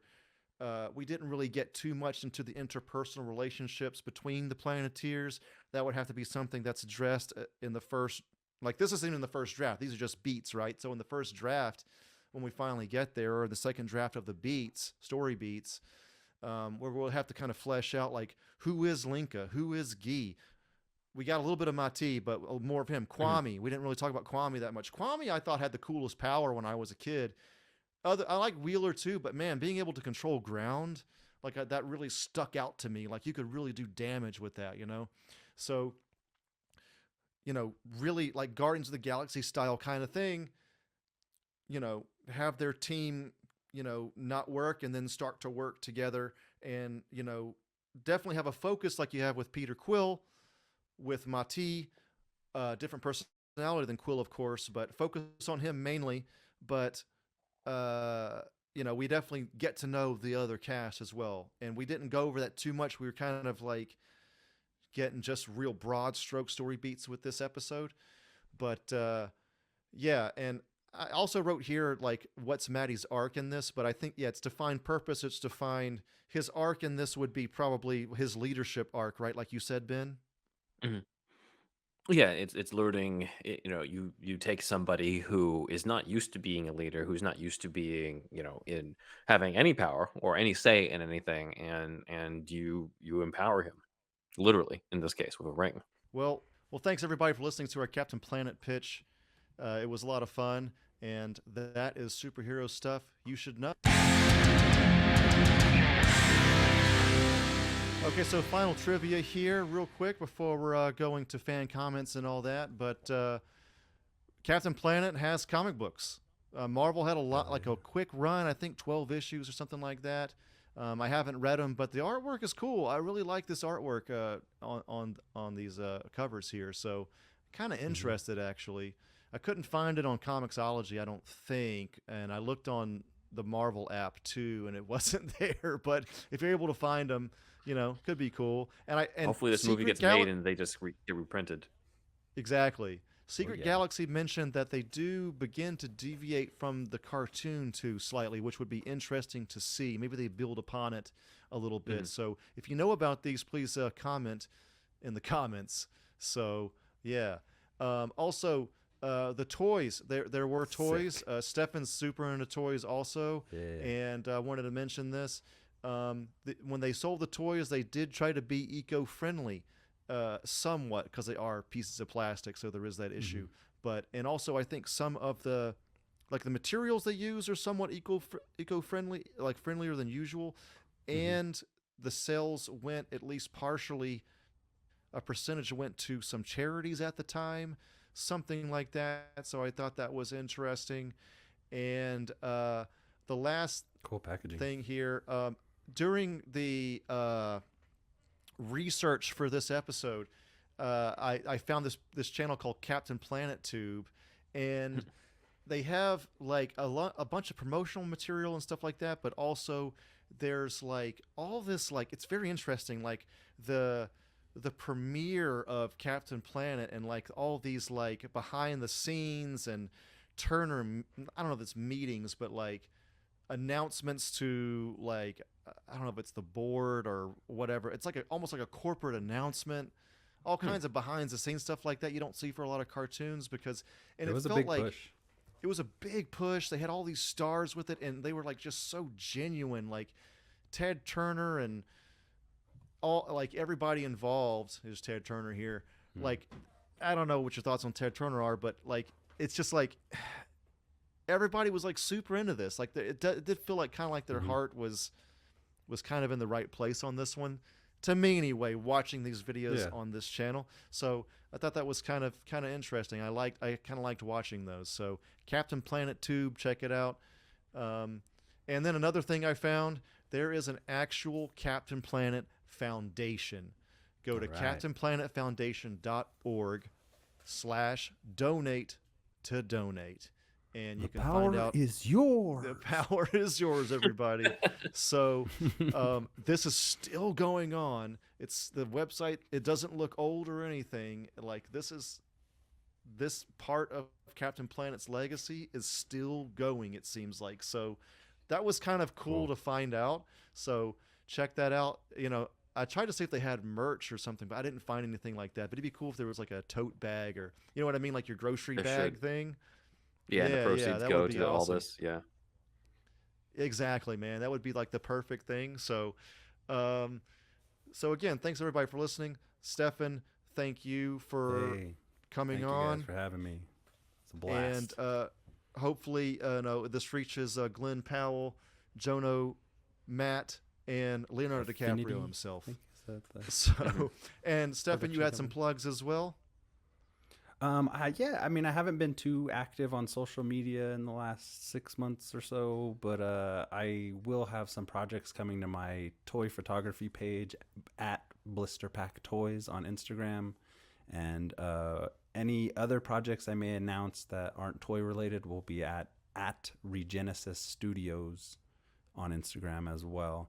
So check those out and pay attention, or anything that I'll announce, they'll be at those two at this juncture. I'm trying to mess with some Twitch right now, but I believe in Santa Cruz. There, that's okay. All right. Now we're gonna head into the comments. Thank you, Stefan. All right. Of course, as always, thanks to Dan, our research assistant, for gathering all the visuals for the YouTube experience. Cool. This one was definitely a lot of fun. And take it away, Ben. All right, so we got a lot here going on comments from the Mario Puzo Superman thing we did. So Dustin Givens has brought up something that ties into what you said, Andrew. El is the suffix in Hebrew for of, from, by deity, or by El. My daughter's name is Anna El. It means answer of or from God. As in Jack's means flame in a literal sense. It is also the name of the land that Abram, who became Abraham, comes from. Some sources say the name Jax from Jaxer means God is merciful, but that isn't really from the Hebrew. It is just that Jax is a form of the name Jack, which is actually a version of the name John, which actually means God is merciful / God has been gracious / merciful. We have very knowledgeable commenters. I know, man. Jax it's crazy. Jax isn't actually a Hebrew name. Zod can come from the, I don't know how to pronounce this, T-S-A-D, Sod? Sod. Yeah. Sod, yeah, which means side or against. Also, some say Zod just generally comes from the way non-American countries say Z as Zed. Z in Hebrew is Zayin, which can translate as weapon or sword. That fits Zod. The sword definition comes from Mishnaic Hebrew. Also, I've heard that Zayin can be a metaphor for penis in modern Hebrew slang. Kara, on the other hand, Supergirl's name means to bow down. Kara with a Q, which can be pronounced the same, means to cry out. Hebrew is a fun, learnable game. I took Hebrew in college for Old Testament studies for my degree in Christian education. And then an additional comment saying, I should also add that Cal could mean voice, easy, or light. This is because Cal can be cow with a Q or Cal spelled Qol in Hebrew. Cal equals Kal or or coal, Qol equals coal with a K. The reason for this is because Hebrew actually uses vowels differently than English. For quite a while in history, Hebrew didn't have vowels written down, so the reader would either know through tradition or context which vowel to use. Cal means light/easy, and kol means voice. As I said in the other comment, El means deity or God.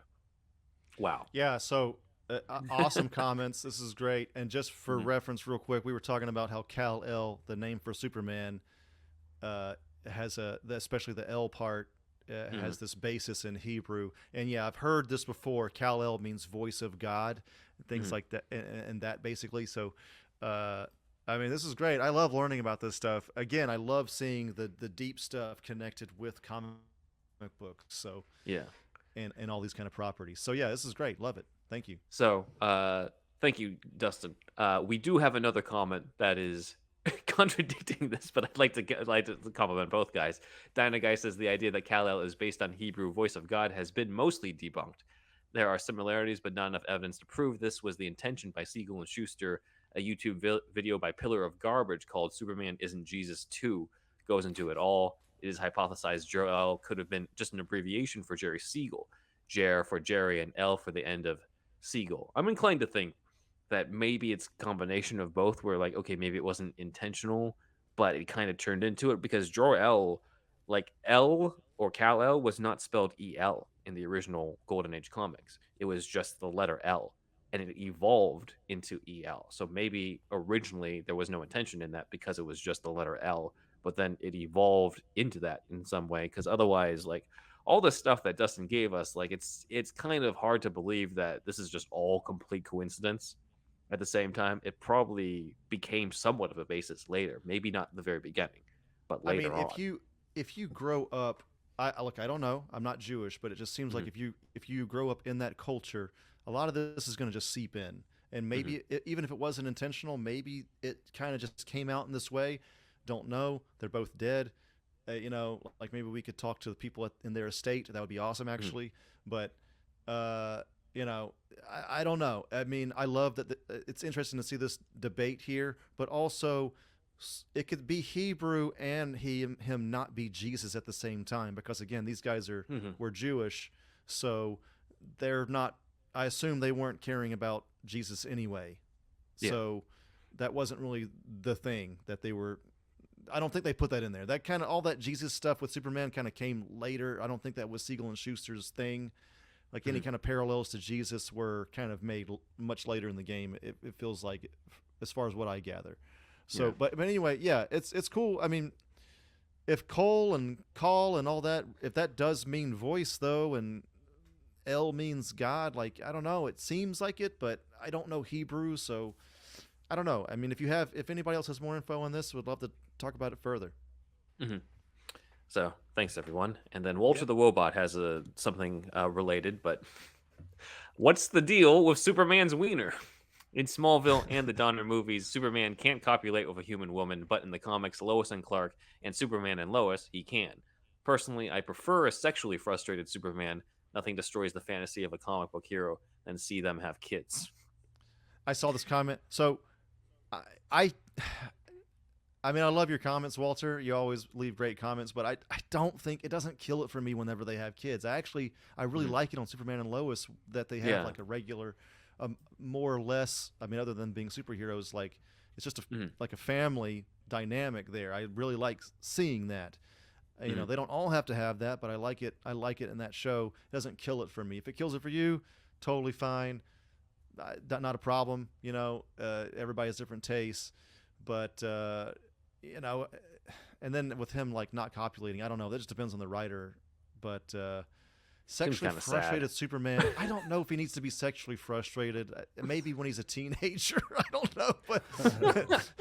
But like as an adult, and him being with Lois especially, I don't know, man, I don't think that really needs to be part of Superman's lore. I don't know what you guys think about this, but Yeah, no, I don't think it needs to be either on that. I think it's fine for him to be able to have kids with Lois. You know, I'm a fan of Superman and Lois. Go ahead. My personal opinion is, at some point it's like, how many stories can you really see a young Superman who's single and unattached, more or less, go on? I like, one reference that comes to mind is like Dragon Ball Z. You see a clear legacy formed as characters are born, children of characters, and I don't think there's enough of that in popular fiction, actually.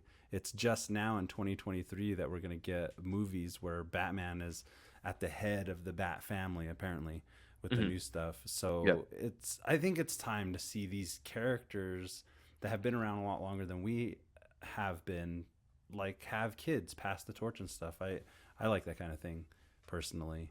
I don't think anybody should. I mean, we have Son of Kal-El right now, but it did take a long time. I mean, it's been around before, and but John Kent, John Kent stuff has definitely like become like at the forefront at the moment. Yeah. I like the kids. We do have that. Eventually, they'll be the Batmans and the Supermans, and I think that's okay, because it's also okay to have a grand Superman and a grand Batman, possibly, but that's not a dystopia. Invincible does this really well. There's also another element too, where like you grow up as a kid and you attach yourself to these characters, and then when you become an adult and you have families of your own, like there's something that makes them even more relatable at that point. When you're a father of two sons and you watch Superman and Lois, where he is a father of two sons, like it's, if anything, it helps enhance or strengthens that bond that you have with that character. Yeah. Interesting. Yeah. So I mean, I like it both thank you, ways, as long as the story's good. Yes, thank you. Yeah, exactly. All right. I don't want my characters to be more sexually frustrated than me. That's So true. there's This is that. a fantasy, everybody. I need inspiration. All right. On that note, we want to thank all of our Patreones, including, but not limited to, of course, Kevin R., Derek O., Renee V., and Braxton W., and our other supporters as well. Thank you, as always. And we've told you about our friends, and we would like you to do us a favor. We'd like you to tell all your friends about us. And save the planet, motherfucker.